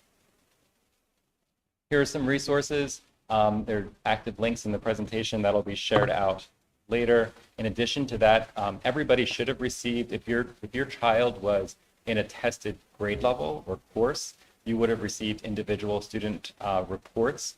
The NJGPA score reports will be coming out in about the next week, but the NJSLA ones already came out, and there are actually directions on those score reports to a parent portal where you can go in and you can look at all of your students' standardized test scores for anything that they've taken. So the directions are on there, and everybody has a unique code, and that code is also included on that score report for the student, so you can check it out there. Questions from the board? Board have any questions for Jeff? What is it, 10 o'clock? I'm sorry if I, sorry, a lot of data. Information.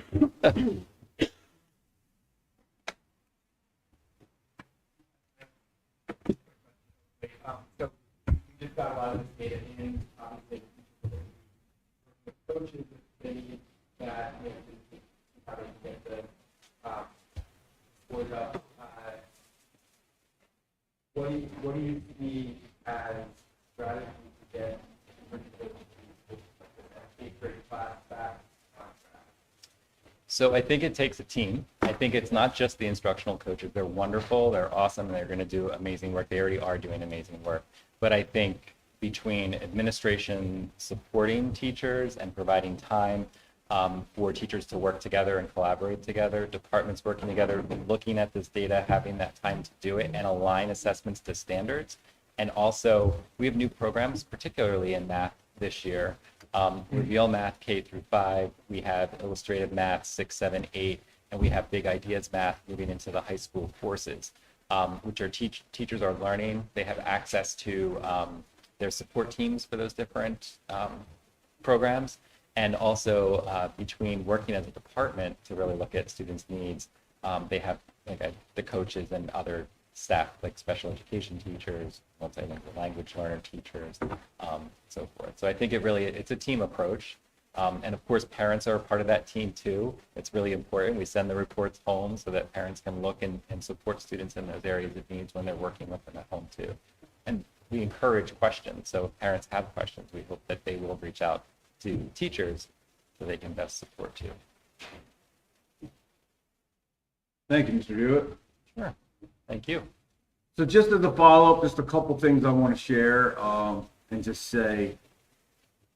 First of all, in reference to standardized test assessments, they shouldn't be the be-all, end-all metric that measures the success of the district, but they're an important one. They absolutely are an important one. I also want to just acknowledge our staff and how hard our staff works each and every day. Being in the district now for 2 years, we have an extremely talented team of teachers that our kids have each and every day. And obviously, we all know the last 2 years have been difficult. So they have worked really, really hard.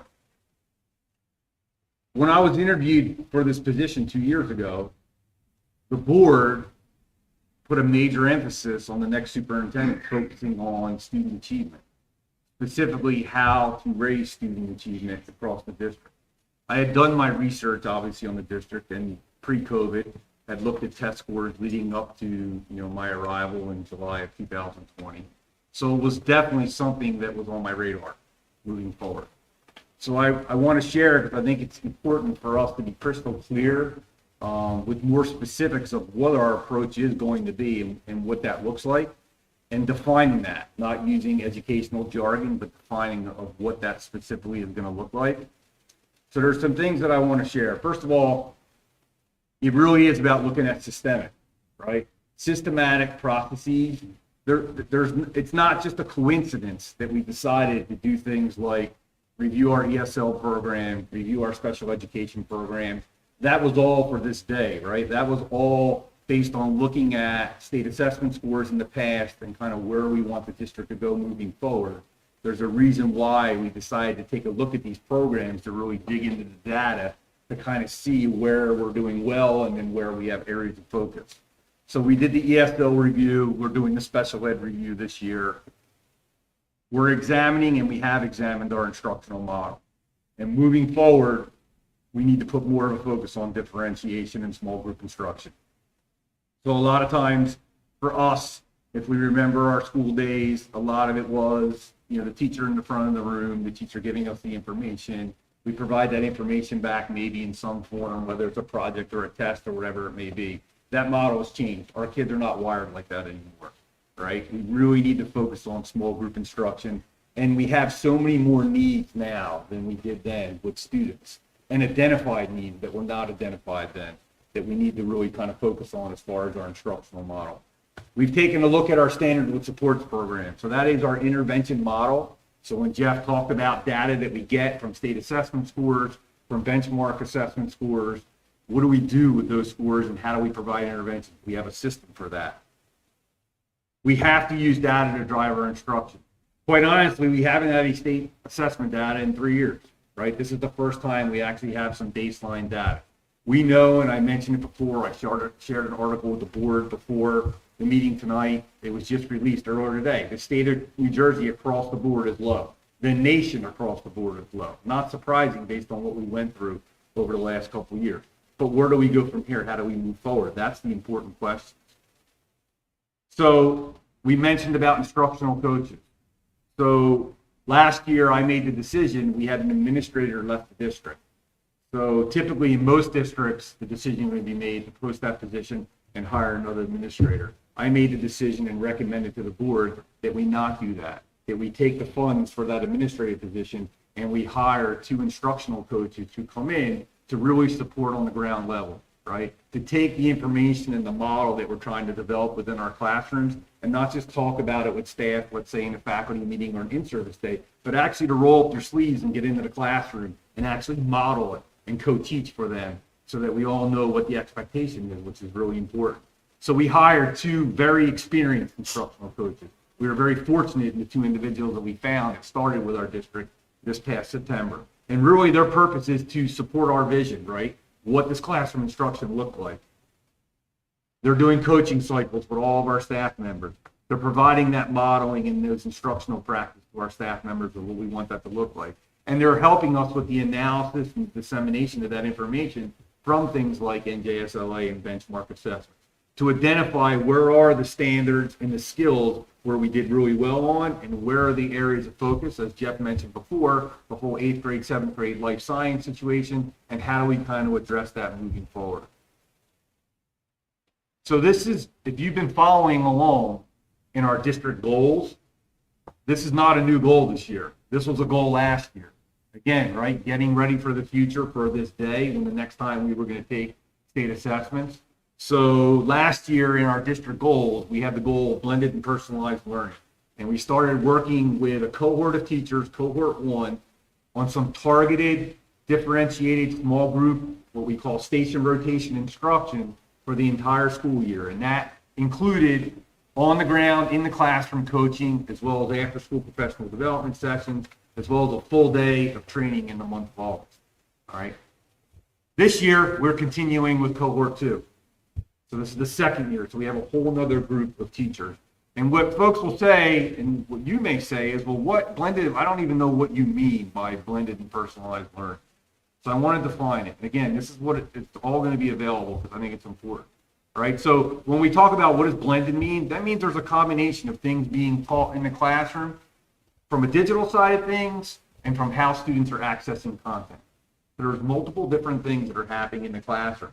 And when we talk about personalized, it really is meeting individual student needs. Now, it doesn't mean doing a personal individual lesson plan for every student in your class, but it does mean having an idea of what those students' needs are and then grouping them accordingly rather than doing a one-size-fits-all approach. That's really important because it really is about giving students what they need, right? It's not a one-size-fits-all. It's not a formula that's going to work for every student. Each student is going to have individual needs and going to need different things. We need to identify what those needs are and then provide whatever they need to be successful. That's important. Some myths and misconceptions. So blended learning is not about, computers in front of kids all day long. It's not what it's about. Only using technology, a replacement for the teacher, or a way to track kids. It's really a way to differentiate instruction and to personalize it. It's really a way for the teacher to do small group instruction. The goal for a teacher in all levels, so from pre-K all the way up through 12, is hopefully in some capacity within the course of a lesson, they've had the opportunity to interact with every student in that classroom. All right, when you use a whole group model, that's not going to happen. You have 15 or 16 kids and you're in the front of the room. Yes, there's Q&A, but how do you really know at the end of that lesson where each and every student is? You don't. The only way you do that is by breaking it down and using small group instruction. So you, as the teacher, are free to work with small groups of students and support them throughout their learning. It's really, really important to do that. Small group instruction frees up the teacher to do what they do best, work with kids. When we talk about shifts in education, this is what we're trying to move towards. We're trying to move towards a more student-centered, student-driven approach. Again, not the teacher in the front of the room just giving instruction. Kids actually figuring things out on their own, problem solving, collaborating. That's all important for our students. So I use this as kind of a joke, but if we look at the picture from 1915, there's a lot of classrooms in education right now that look the same exact way. And a lot of the classrooms you were in probably look the same exact way, where there's rows, rows, rows, and again, the teacher's in the front of the room. We want to get away from that, right? We're looking for flexible seating as we design our new pre-K4 building, as we design our new 5-8 building, as we make changes to this building. We want to set up classrooms that look like this, where we can easily configure groups of 3, groups of 5, groups of 6, groups of 2, whatever it may be, to be able to utilize for small group instruction. It's really, really important. And then the model that we're looking at is called station rotation, right? And here's an example of what it looks like.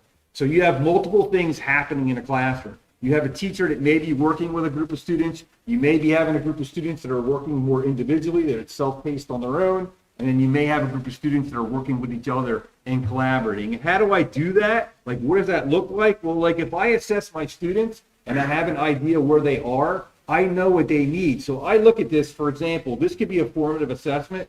This could be an exit ticket that I gave kids the day before at the end of a lesson. And I can see where they scored. And I could say, all right, students 1, 3, and 6, they need to start with me tomorrow.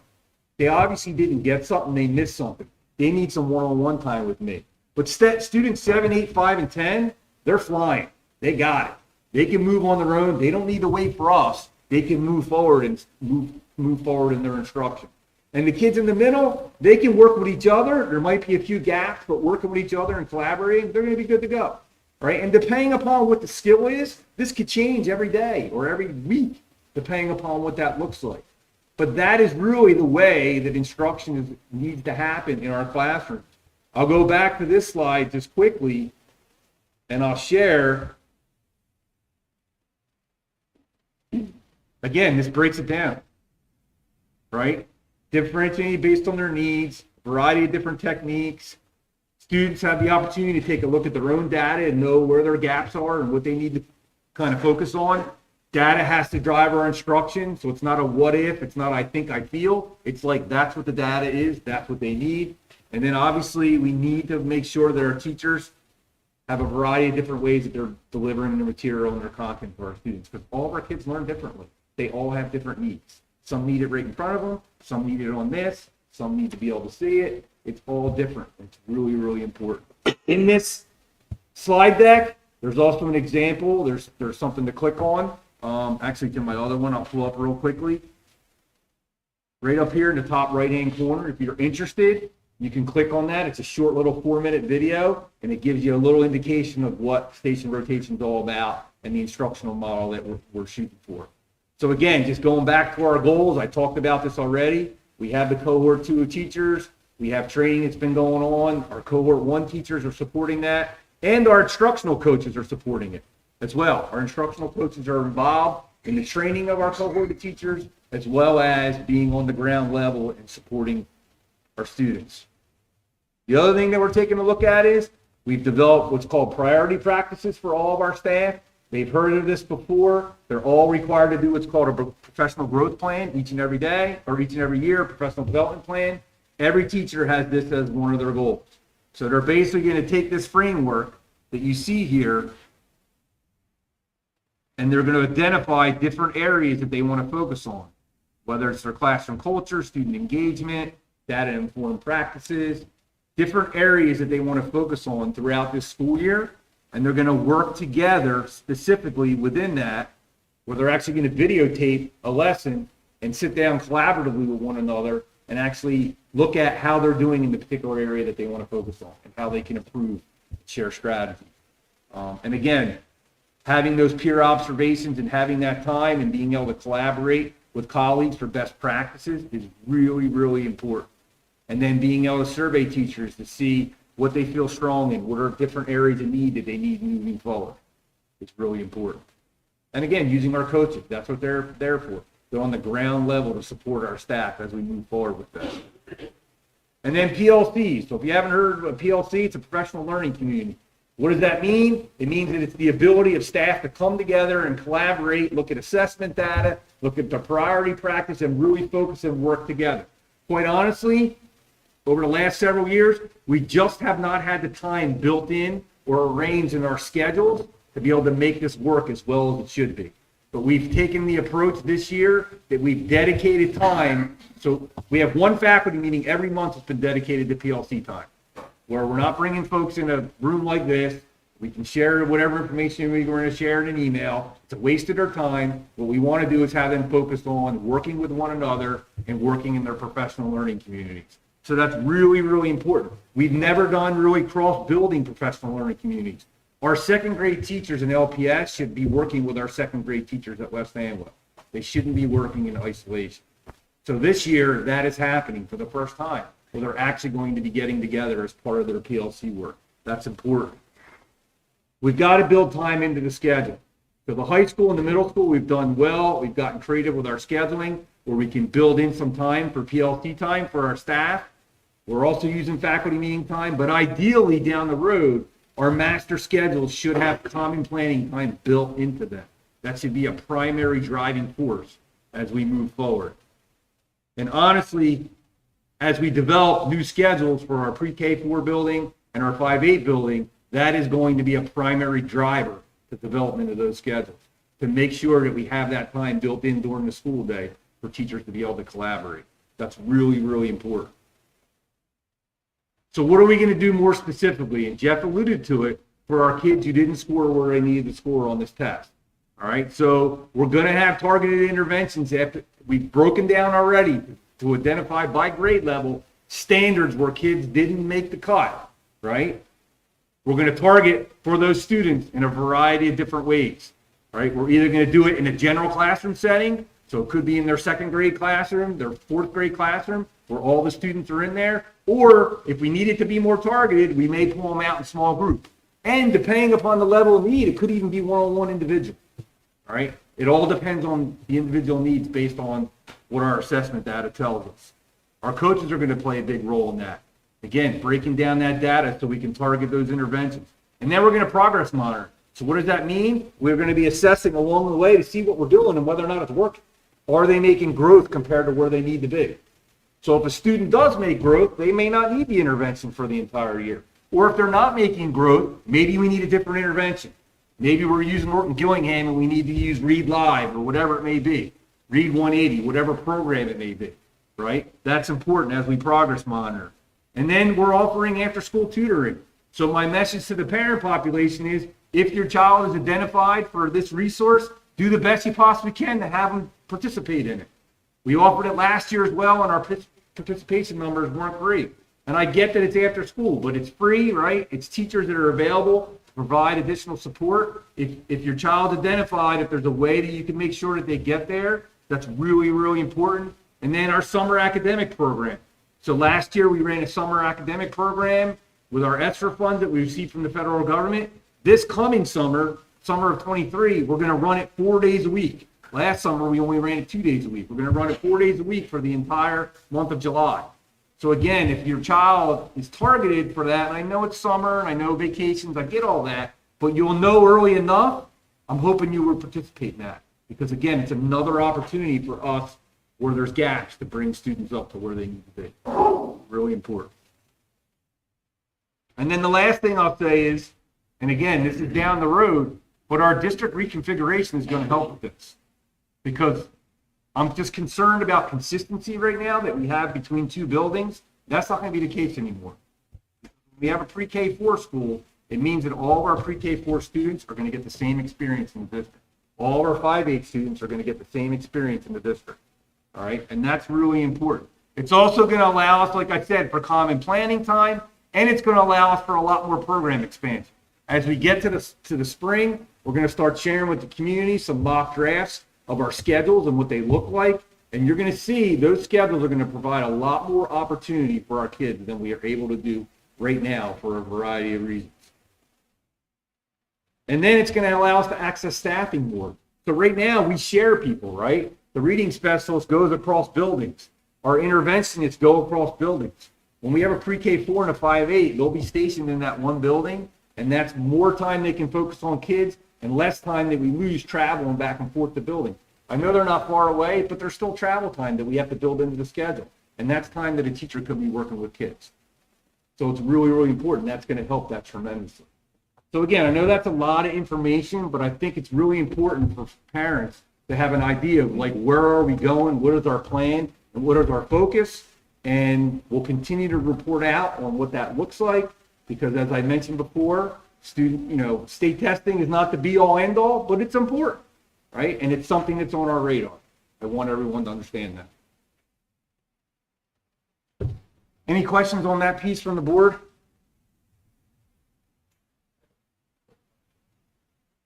Professional learning communities, I love the idea. I just am curious about, with that added time to the schedule, if that's going to impact time that teachers already spend outside of the classroom with students. I know with some more rigorous upper level classes, that's kind of welcome to work with the teacher at lunch or that. It won't impact that. We'll still be able to do that. Yeah, we just got to get a little bit more creative with our scheduling. Our principals are already working on it. Maureen, how were the teachers selected for the cohort? They were selected by volunteers, but we have a cross section across the district. So we have a representation of each one of our buildings. And I will say, after, year one, let's be real here, right? We're in the middle of a pandemic. We're on a modified day, and here's the superintendent coming to the staff saying, I want you to do this blended and personalized learning cohort, right? And for some staff, it's like, I'm just trying to survive here, right? And now you want to do this. But we had teachers that were willing to take that on. And quite honestly, word spread. And from the feedback we got, it was really positive. So then we had people emailing us saying, hey, when are you doing cohort 2? So that says a lot for the training that was provided, that teachers wanted to jump on board with all the other things they have to balance on a daily basis. You answered my second question.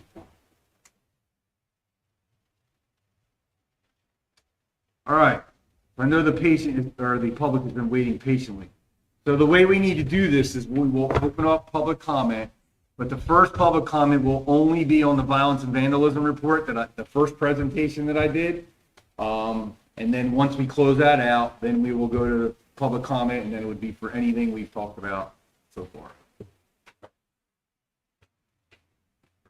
Yeah. We're going to have 2 comments. We'll go right back to back. Like again, Mr. Shuzu said, public comment 1 will be violence, vandalism, and substance abuse only.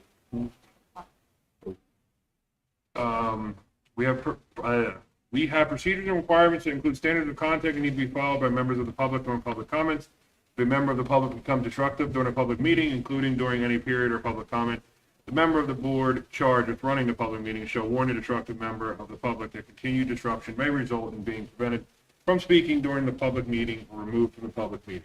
Destructive conduct includes sustained inappropriate behaviors, such as, but not necessarily limited to, shouting, interruption, and use of profanity, or comments seen as abusive, obscene, or defamatory. Members of the public are invited to address the board on the first report only for the maximum of 3 minutes during this portion of the meeting. You're asked to state your name and municipality. Public comment is now open.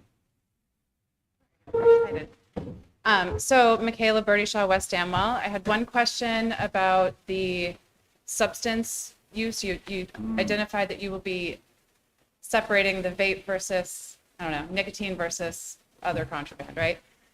So the data before was like 2, 4, 2, 6, now it's 12. When we take out the nicotine, that should drop the number, but how do we account for the increase in that? Like, is there any information on that, or how many of those are, because if we're continuing to put points on the data map, it needs to consistently be held to the same. And if for those years we were considering nicotine as an illicit substance, I don't need it fully explained today, but I don't understand why taking it out, maybe separated in a different category if we can go back over the past years. Yeah, and I don't know, let me clarify that. Not necessarily taking it out. What I'm saying is the state doesn't require us to report it Right. specifically. It is something we can continue to take a look at. Full disclosure, One of the reasons why our number went up is in the last year, we installed vaping monitors in all of our bathrooms.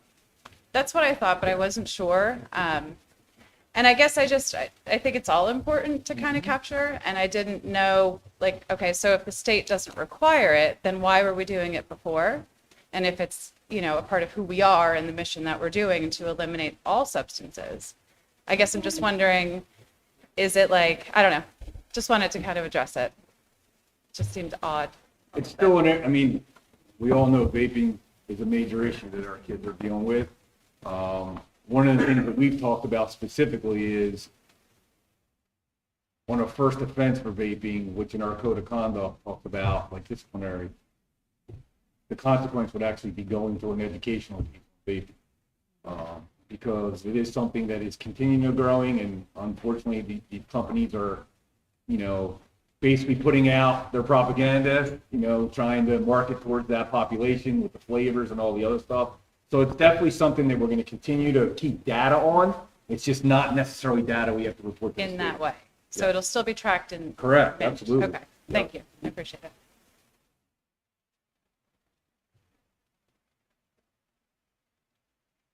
Anybody else? First report? No? Okay. That portion of the public comment is closed. Now we're going to the open public comment. Is free to speak 3 minutes on anything. You can go back to the vandalism, speak on the agenda, or whatever your statement may be.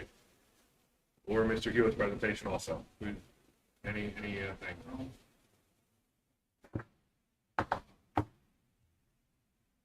Chris Rosenfeld, West Amwell. I'm a certified teacher in special ed, early childhood, former veteran. I'm also here to just ask what gender ideology has to do with learning. I see you guys are failing at the rate, like 55% is like barely, it's like passing, ready to move on. I pay a lot of money in this district to not send my kids to this school. All right, I pulled them out because I've worked in the school. I see how horrible it is. You have all this data up here. It's a joke. All right, you can spew all the nonsense that you want, but in reality, it's just you're not teaching. Like, I just homeschooled kids because I saw before the pandemic that you guys, like, kids are like in like 5th and 6th grade. They're like counting like multiplication on their hands and stuff. It's just it's disgusting, and I just want to thank you for kind of reiterating our decision to pull our kids from this school district. I would love to bring them back in here, but gender ideology and all the nonsense that is also preventing that. We all know that gender ideology is not real. There's only 2 genders, and you guys are pushing this stuff. It's literally child abuse, all right, because you're messing with their minds. You're teaching them, like, you talk about science and all this other garbage. Where is the science when you tell a child that a man has the potential to be pregnant, or that a boy can be a girl if he mutilates himself or cuts off his genitals? Like, it's, I'm trying not to, it's just another form of Marxism, really, is what it basically boils down to, and a way to divide our community. You guys can do the research on that. If you really want to get down to it, you can look up John Monty and Alfred Kinsey. They're perverts who gender ideology is based off of, and basically it led to a lot of bad things. And now it's creeping into our school here. I saw CJ Pride. I don't know what that garbage is. You promote it like it's a good thing, but all it is, it's progressive ideas that are actually regressive, because what you're doing is you're dividing people into groups. You're affirming one while you're taking away from other. It's just very frustrating. Anyway, to finish that up, because I have so much written here, just do away with, take it from Morgan Freeman. All right, stop talking about racism and diversity and all this other garbage, and focus on what matters, which is education, math, reading, writing, ELA. I don't really have anything else. Again, thank you for reaffirming my decision to not send my kids here.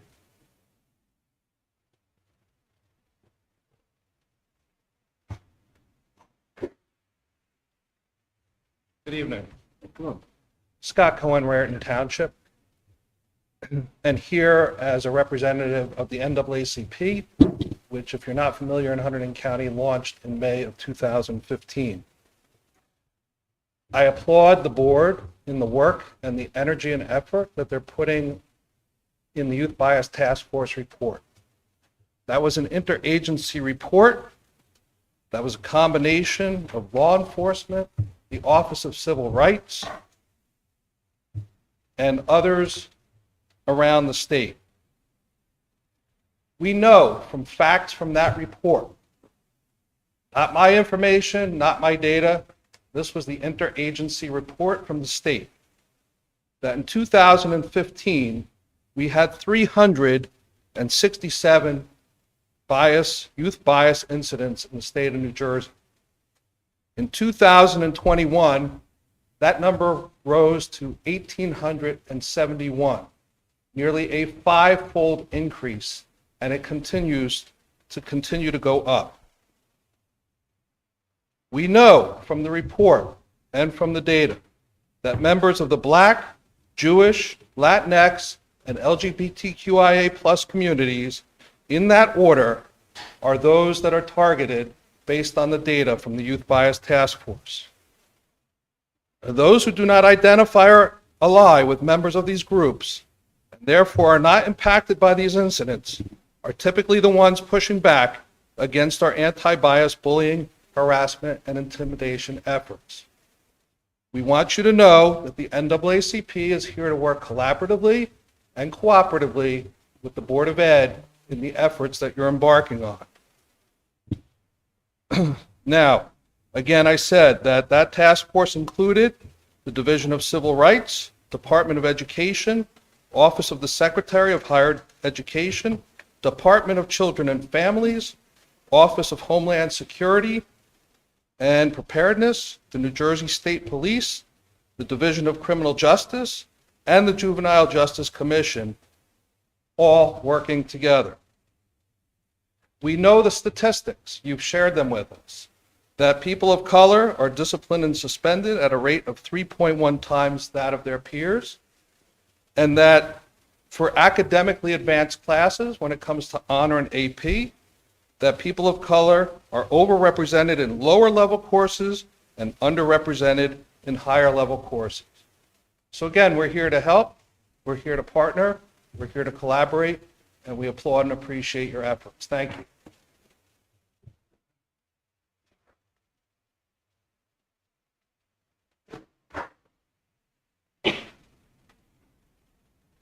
Anybody else?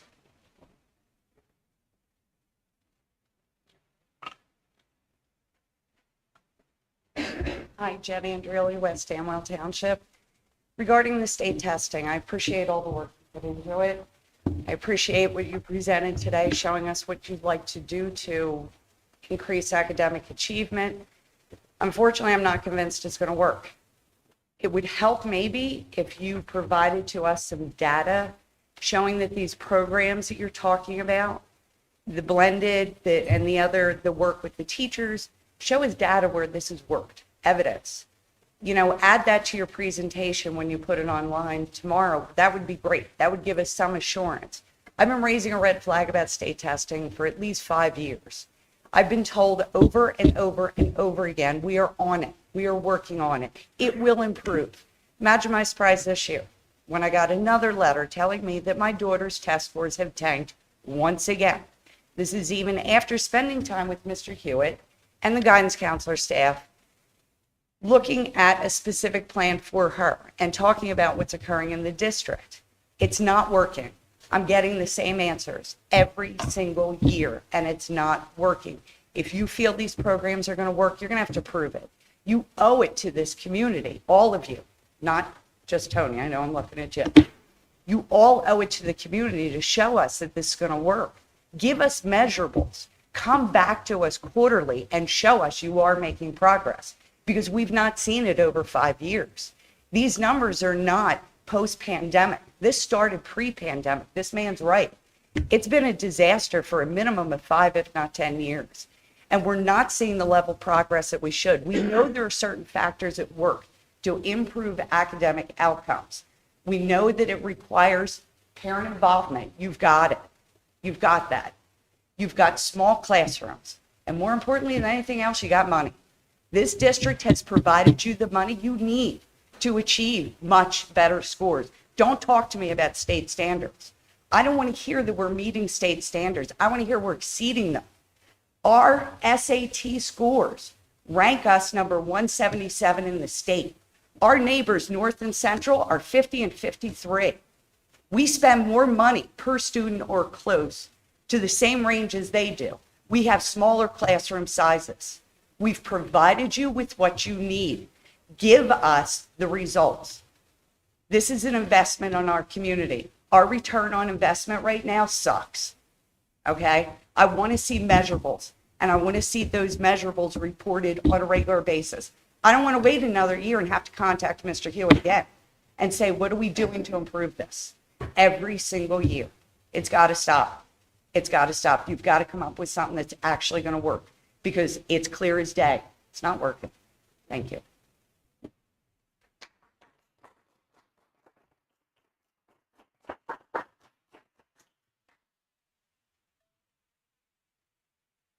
Anyone else?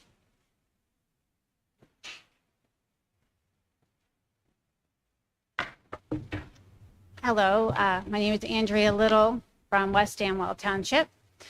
I appreciate there was certainly a lot tonight between both presentations. Thank you. I'm specifically more interested with what's going on with our state testing, and I can't even say it as well as what's been said already. But I do want to just put out there, we have exceeded state testing in the past. So as much as it's just, it's not the end all, this district has done that before. So what's changed? And that's what I think that we should really be reflecting back on. What's changed within our district in the last 10 years? A lot has changed. A lot of it's good, and maybe some of it wasn't good. But what I would like to see is more of an investment in our teachers, not just coaching, because the fact is our teachers can get on the floor, they can get in circles, they can do all those different things. They don't need fancy chairs to do that. They need to be able to teach, and they need the support to teach like they've had in the past, be involved in the curriculum. I don't know how much that's going on anymore, but the fact is that we have to engage our teachers. We need to build in more new teachers that are really specialized, especially in the higher grades. We see the exodus happening in high school here. Where are our efforts in improving high school? We're not seeing the exodus on the elementary. We are focusing on elementary, and it's important, but we also have to be thinking about all grades. And that I would like to see more attention being put to. Our math used to be far above state average. Our English was always at state average, and our science was always above state average. So you can go back to before we became one district, our schools were getting the attention it needed, and that I think is a really big change. So we need to go back to all this extra money, investing in teachers, investing in our students, spending less time worrying about facilities. I really wish you would really reconsider that. I'm okay with doing any kind of renovations, but the fact is that we spend way too much time about facilities and less time about educating our kids. And that is where I would like to see the encouragement to all of you to go back to those roots and go back to our community and give them that instruction. Thank you.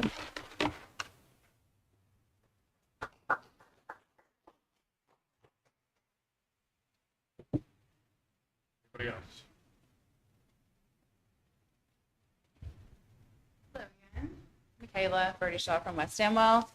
My question tonight when I got here was mostly about looking at the numbers and how are we as a district working proactively to keep the numbers from receding. I keep looking at people leaving the district. I had a teacher recommend that I look at a different school for my son so he could reach his academic potential. Interesting stuff, right? So I look at it and say, listening to the public comment tonight, there's a lot of validity in there. And while, I'm not angry about all this stuff, right? I am concerned about our numbers and what that means. Are we conducting exit interviews with the people that leave our district in a strong and meaningful way? Are we getting good information out of why they're not enrolling their children in our schools? I can give you, if you don't mind, Chris. Okay, we're all trying to figure this stuff out. But if we're not conducting that, I'd like to really encourage that. Like, let's sit down, for those that are willing to have a meaningful conversation, and talk about these things. Why are we leaving? What is it about the test scores? How do we deal with the testing issues? Whatever the case may be. I can tell you that I am concerned about it. When that teacher made that recommendation to me, I kind of said, oof, that feels weird, right? You should want your students to stay in the district. So if there's fractured confidence there and it's fractured confidence over here, and I'm going, what about the numbers? And I hate numbers, right? Like, I think there's a conversation to be had. I appreciate, Superintendent Souza, that you came in with the set of goals that this board and this configuration historically gave you, and they involved facilities and they involved excellence. And I see you doing all of those things and turning over the leaves, whether we like what we're finding or not. I'm concerned about the declining numbers. And I will say this very clearly. I moved to West Amwell, the school, I grew up here. This is my home. I did not want to move to West Amwell because it absolutely, and may I say pitifully, lacks diversity. If we did not, as a community, and I'm not just talking about the school board, this group, but as a community, if we don't support diversity, that would make me want to leave. And I would want the school district to want to know why I left. So my suggestion is, let's look at why people are leaving. Let's filter out the anger, because there is a lot of anger. We can hear that. Their point may not be totally off base, but we do have to get through the anger. But I would love to know why people are leaving and what we're going to do to fix that, because we have a beautiful, coveted little special place that does have the resources and the opportunity and will have the facilities to stop talking about facilities so we can freaking move on, because it's been a 12-year conversation. So that's my thoughts. Have a nice day. And just to follow up, to answer your question, we have looked at that, Michaela. So the last 2 years, I pulled data and surveyed parents who left the district. I've also surveyed parents who lived in the district but choose to send their children. So they did some recently. So I do have that. I do actually do. Yeah.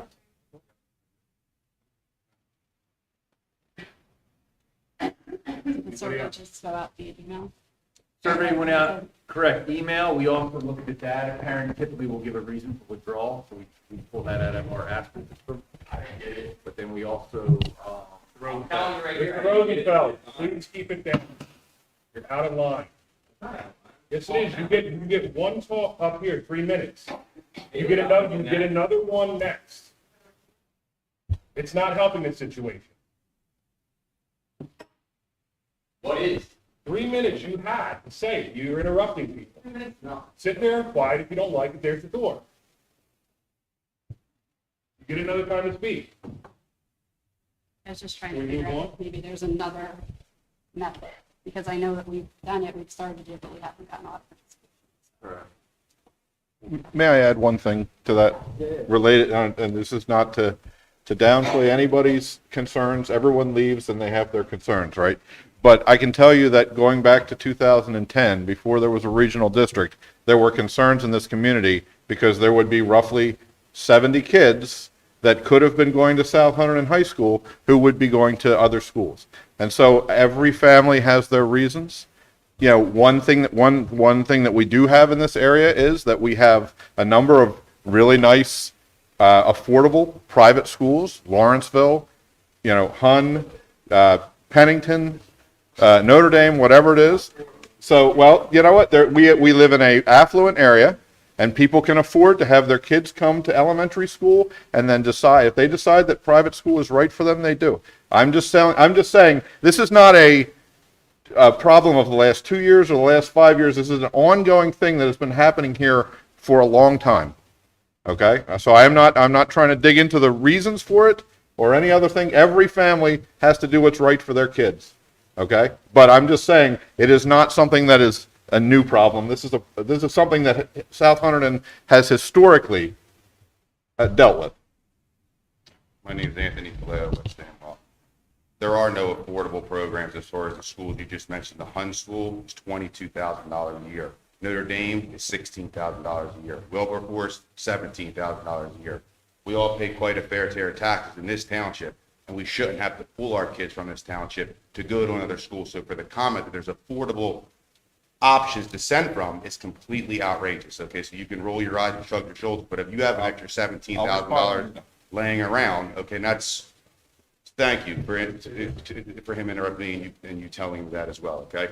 I'm also a parent that pulled my school from this district for multiple reasons. One, what really shed the light on my eyes were the virtual learning, okay, through COVID. It was a very big learning experience for me to come home from work in the middle of the day and learn that our school district teaches to the most, how do I say it? The most needy child in the class, okay? So, excuse me? I don't mean to interrupt. The lowest common denominator. So what happens when I'm 40 years old. When I was younger, I was actually a kid that wasn't as bright as some other kids. You know what they did to me? They took me out of my class and they put me into a trailer and they taught me to what I needed to be taught until I got caught up to where I needed to be put back in my class. They didn't dumb the entire class down to meet my standards, and that's exactly what's going on here today. And I totally agree that diversification is a great thing to have. We can't control who moves in and out of our township to create it more diverse. Diversification means a whole lot more than skin color or race or creed or religion. Diversification could be a multitude of things, okay? So I agree. That's a great thing to have. But what else is problematic for me in our school is your statistics, okay? We put so much time and emphasis on this school district about people who want to be cats or dogs or LGBTQ. Where was one of your polls? It said male and female on every single one of your statistics. Every one. Where's the statistics of what we're bowing down to in our district of the people who think they're cats that are allowed to purr, or dogs that are allowed to bark, or people who do these things? Why aren't they, if it's so important and we can't say these things in public, why aren't they in your statistics? Because it's such a minuscule amount of people, and what this school board in this district does is it caters to them, okay? And it's making it seem to be okay, and it's not okay. The majority of people don't feel that way. Now, if you choose to believe that way about yourself, then so be it. I support you. God bless you. But the difference is you don't push it on to other people and mandate it for the people in this district. And that's one of the reasons why every one of your scores are below zero. And we're looking at all these things like building a new school. We got garbage education in this school, and it ain't the students' fault. It's the teachers and the public's fault for doing what they're doing in this school. Thank you. I wasn't told either for my school, my kids being pulled from school. Anyone else?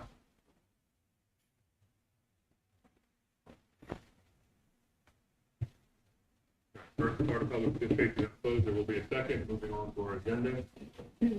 Building ground, transportation, finance, and safety. Diana? Back to public.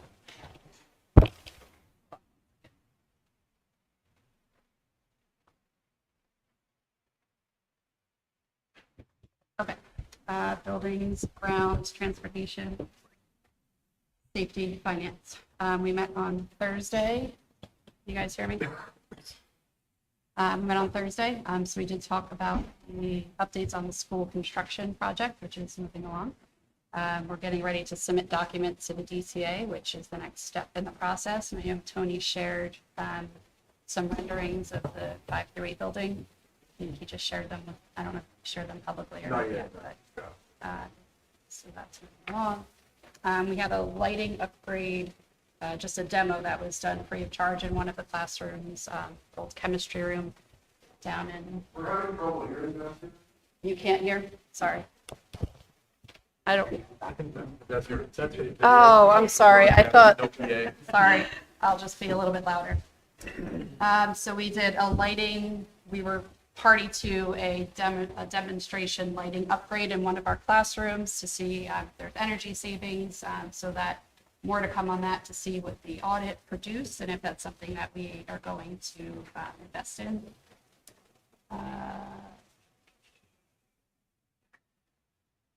We're going to be approving a memorandum of understanding between the district and Hunterdon County, and that's just regarding a reunification site. God forbid there's an emergency situation.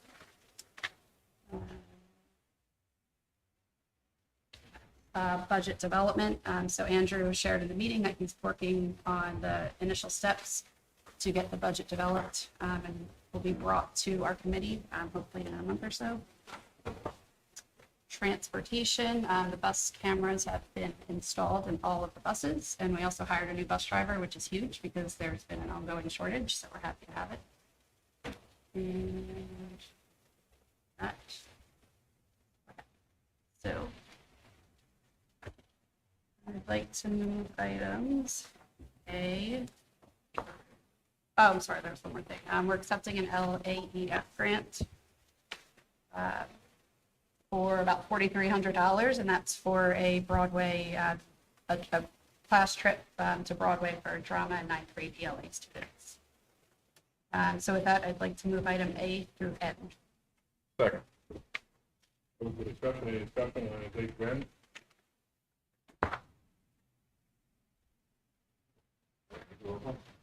Attorney Sean Ellis? Yeah. Jim Gallagher? Yes. Brian Keys? Yes. Sean Lewis? Yes. Tracy Petruли? Yeah. Diana Purcell? Yes. Megan Warner? Yes. Lonnie Tamarino? Yes. Kevin Kowalewski? Yes.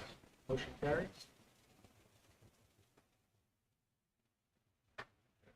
Personnel, Megan? We did meet, just a couple of highlights. We bring on a new bus driver, which is great. It brings up to a full fleet of drivers, which is very exciting. Bad news for Reddington, who we got the driver from, but great news for us. We also have the appointment of part-time lead replacement for our program, which is the TV production class. We have a couple of novice mentor and project coaches matchups, and some appointments of some substitute teachers as well. I'm going to ask someone else to take a motion, because I'm friends with one of the appointees, and I know I'll be abstaining. I would make the motion in that case if we're ready. And I'll second it. Discussion on A and B, any discussion? I would say that, Megan, you're not required to abstain if it's a friend. If you feel most comfortable, then you should. She's one of my very best friends. Well, so but it's still not, there is nothing I ethically understand, but wrong it's with you just voting the, on the that visual. appointment. So, but if you feel most comfortable, then by all means. Starting with Jim? Yes. Brian Keys? Yes. Sean Lewis? Yes. Tracy Petruli? Yes. Diana Purcell? Yes. Megan Warner? Abstain. Sean Ellis? Yes. Lonnie Tamarino? Yes. Kevin Kowalewski? Yes. Motion carries. Curriculum and technology, Jim? Mr. Krivoleski, thank you. We did meet on Thursday, October the 13th, here in the library. As you can imagine, we spent most of that time discussing NJSLA data and those reports, the DLM test and the Access for Ellis test, and talked about, moving forward, the plan moving forward. I'll just mention a couple of things. We've started, as Mr. Suzo alluded to in his report, we started making these changes, 4 and 5 years ago when we hired a reading specialist followed by a math specialist. Now we have added instructional coaches. This is a long-term plan. Sometimes with a long-term plan, you do go down before you go up, but I do feel like we are on the right track. I will say also that I thought the data is not what we want. Clearly, nobody is satisfied. There's probably not a teacher or an administrator in this district that's satisfied with those scores, and certainly the board. However, if you look at that, if you looked at the data where we, in many of our classes, the group then, when they took the test the last time we had data, has improved somewhat from to this time. The positive that I can take away that makes me think, well, you know what, some of these things that we're doing, maybe they are taking hold, maybe they are helping. We have a lot of data. Mr. Hewitt it's amazing how it can be drilled down, and hopefully that will help us going forward with the targeted interventions that we're planning to do. There is nothing to move for curriculum and technology, so that will be my report. Policy? Jason? So we did not meet this evening.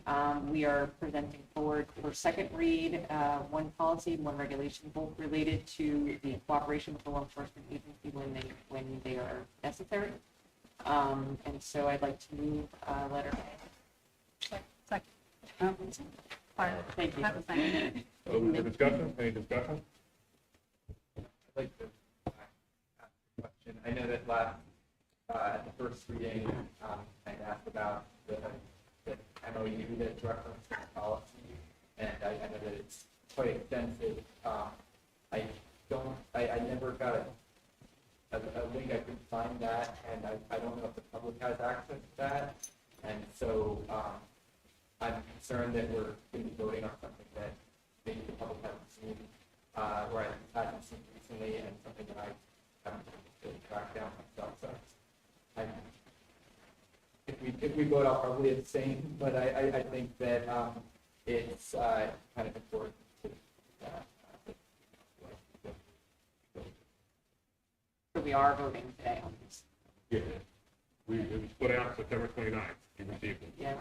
It was in my MOU weekly issue. update.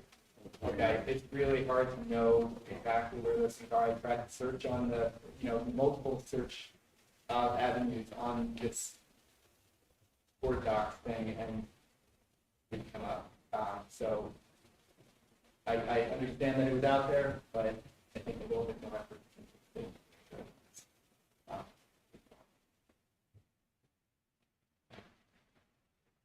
Yep. Roll call, Andy? Brian Keys, Yes. Sean Lewis, Yes. Grace Petrucci, Yeah. Diana Purcell, Yeah. Megan Warner, Yes. Sean Ellis, Same. Jim Gallagher, Yeah. Ronnie Todd Marino, Yes. Kevin Kowalewski. Yeah. Motion carries. Okay, school community, Brian? All right. So in school and community, we first discussed surveys that were put out for new students. One that went out for 7th grade students entering middle school and families that are new to the district. So Tony shared those results, and really the goal was to try to identify any areas of improvement for the transition support. Some of the early action items that were identified included the need to truly audit the entire registration process to identify where it can be an easier process for users. Adding a spring outreach to the middle school, kids entering middle school, so going out in the spring to explain like what extracurricular activities there are and also what sports there are and what that process is. And also how to use the new student information system as a hub, because right now finding information can be cumbersome because we have a lot of different platforms. So our goal will be to integrate those systems into one hub. We also talked about the Governor's Teacher of the Year Award and how the nomination deadline has been pushed up to earlier in the year, and that seems to have resulted in fewer nominations. So there's been outreach to get help from the PTA, PTO to gather more nominations and to really promote it. And one of the things that was clarified was that if a person receives the Teacher of the Year award, they actually have a 5-year period of an eligibility, but those people then are good to be a part of, are included in the review process. We discussed teacher recruitment and retention. Tony participated in a professional development program hosted by CJ Pride that looked at improved practices for staff retention and for recruitment.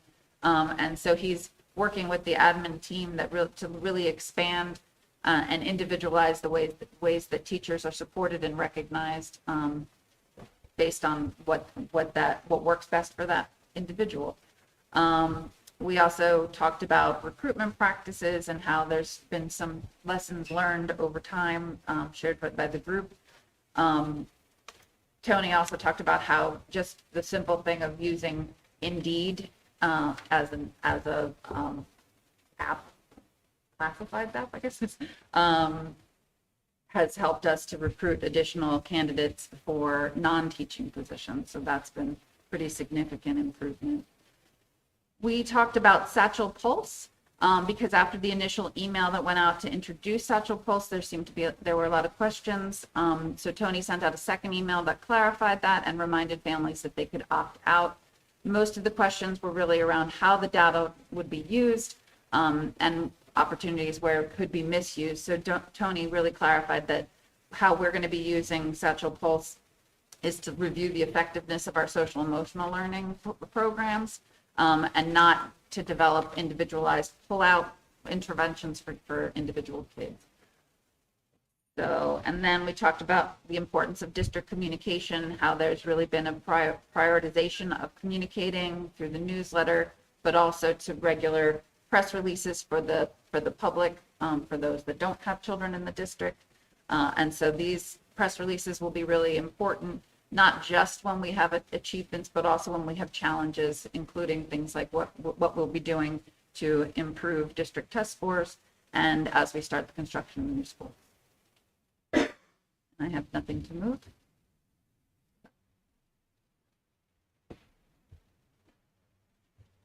Any information? Need a motion? Item A? I'll make a motion. Second. Discussion? Discussion on item A? Voice vote, all those in favor? Aye. Any opposed? Any abstain? Motion carries.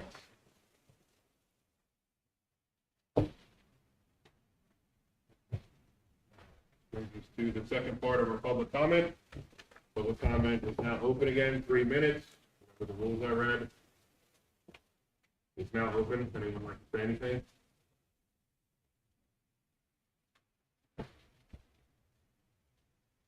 Jessica Hardigan, West Amwell. I actually read the memorandum, and I was wondering if there had been any consideration for having an alternate reunification site, because I know it's at the fairgrounds. Is that what it was? So my concern is when all of the pre-K through 4 are in Lambertville, especially with the flood that we just had, the lower parts of town flood.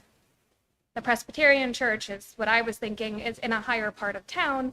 Would it make sense to have an alternate site for a situation like that? I mean, up here it's easy to get to the fairgrounds, but down there it's a little trickier with busing kids in and out, with families who don't drive. Does it make sense to completely pull them out? And I know there's all different scenarios, active shooter, flood, what have you, but is there, and I know that you have to submit the plan, but could there be 2 sites in case something like that did happen? Yeah, absolutely. I think for this particular agreement, we included all 3 just to kind of protect ourselves in case we wanted to use it. But I think it could be different. Also consider there is a difference between an evacuation site and a reunification site. So you may not necessarily reunify the same place that you evacuate to for a variety of reasons. So in theory, depending upon the situation, we could evacuate and then move kids from that evacuation site to a reunification site. And typically when you do that, you don't want to be kind of anywhere near the school building where the emergency's at. You want to be kind of off somewhere else. So again, a lot of it's based on what the situation is. But for right now, we just did all 3 to cover our bases in case we have to use it. Thank you. Thank you.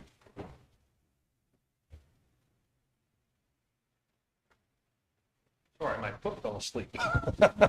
Scott Cohen again, Raritan Township. I want to applaud the notion of the instructional coaches.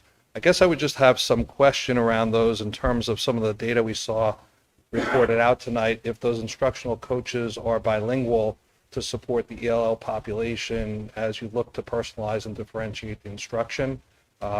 If they are, that's great. If they're not, is that something for consideration, and are you moving and acting upon that? So they're not. However, we do have bilingual teachers, ESL teachers throughout the district who work directly with our, obviously, ESL population. So they'll be on the front lines of taking the information from the coaches, but making sure they deliver it in an appropriate manner to our, English. Thank you.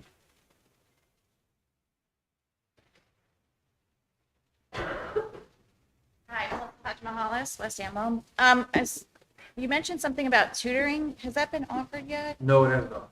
Is that coming out soon? Or? So you would, I'll defer to you. Okay.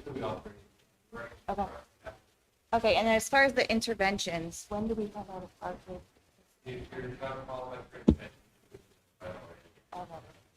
Okay, thank you.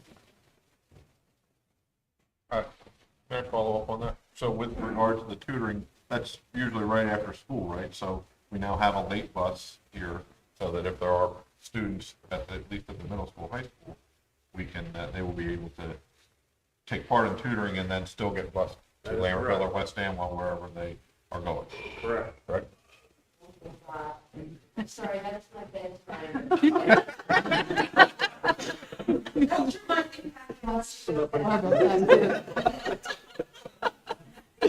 It's only 9:30. Thank you, Erica. We did have one. Just real quick, we did have one from, we do a Google form, obviously, anybody watching at home, so Catherine Lyons, asked, just regarding test results and plans to improve our program, how soon can we expect our students to show improvement? How soon will they be exposed to more challenging material if they show readiness? So the first part I would ask is, Mr. Hewitt already mentioned, obviously interventions are already taking place, so the goal would be that teachers would be communicating individually with parents as far as how that process is going. And then for the second part of that, the more challenging material, that gets back to our differentiation piece. So obviously, if you see folks that have students who've mastered a certain concept and are ready to move on, the goal is we're supporting our teachers on how to incorporate that in their instruction so that student can move on and not have to wait for anything else. Anybody else? Yeah, go ahead. I just wanted to add to that as far as the interventions go. So we have levels of interventions too. So our standards with support teachers do a pull-out intervention for math and reading, but then there's also tier 2 interventions that happen in the classroom. And I think you mentioned earlier progress monitoring and following along with students' progress and making progress in those targeted areas in the classroom. So just because they're not necessarily pulled out with the standards with support teacher doesn't mean they're not having interventions put in place and being progress monitored. Thank you. Anyone else? Okay, Michaela, West Amwell. Me again. I just want to publicly give a huge shout out to Kathy Fabiano at West Amwell School. That woman, since my kid entered, has been my saving grace and my salvation.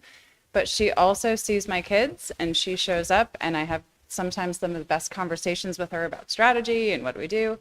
But when we think about the culture of a building, an organization, a system, I just really want to highlight Kathy Fabulous because she is just that. And if you see her, please give her a pat on the back because dagnabbit, the woman deserves it. Thank you. Thank you. All right, anyone else? All right, we're gonna close it down. We do have a need to go into executive session tonight. No action will be taken when we come out. Motion? Second. 5 minutes. 5 minutes. All those in favor? Aye. Any opposed? Any abstained? Motion carried. 5 minutes.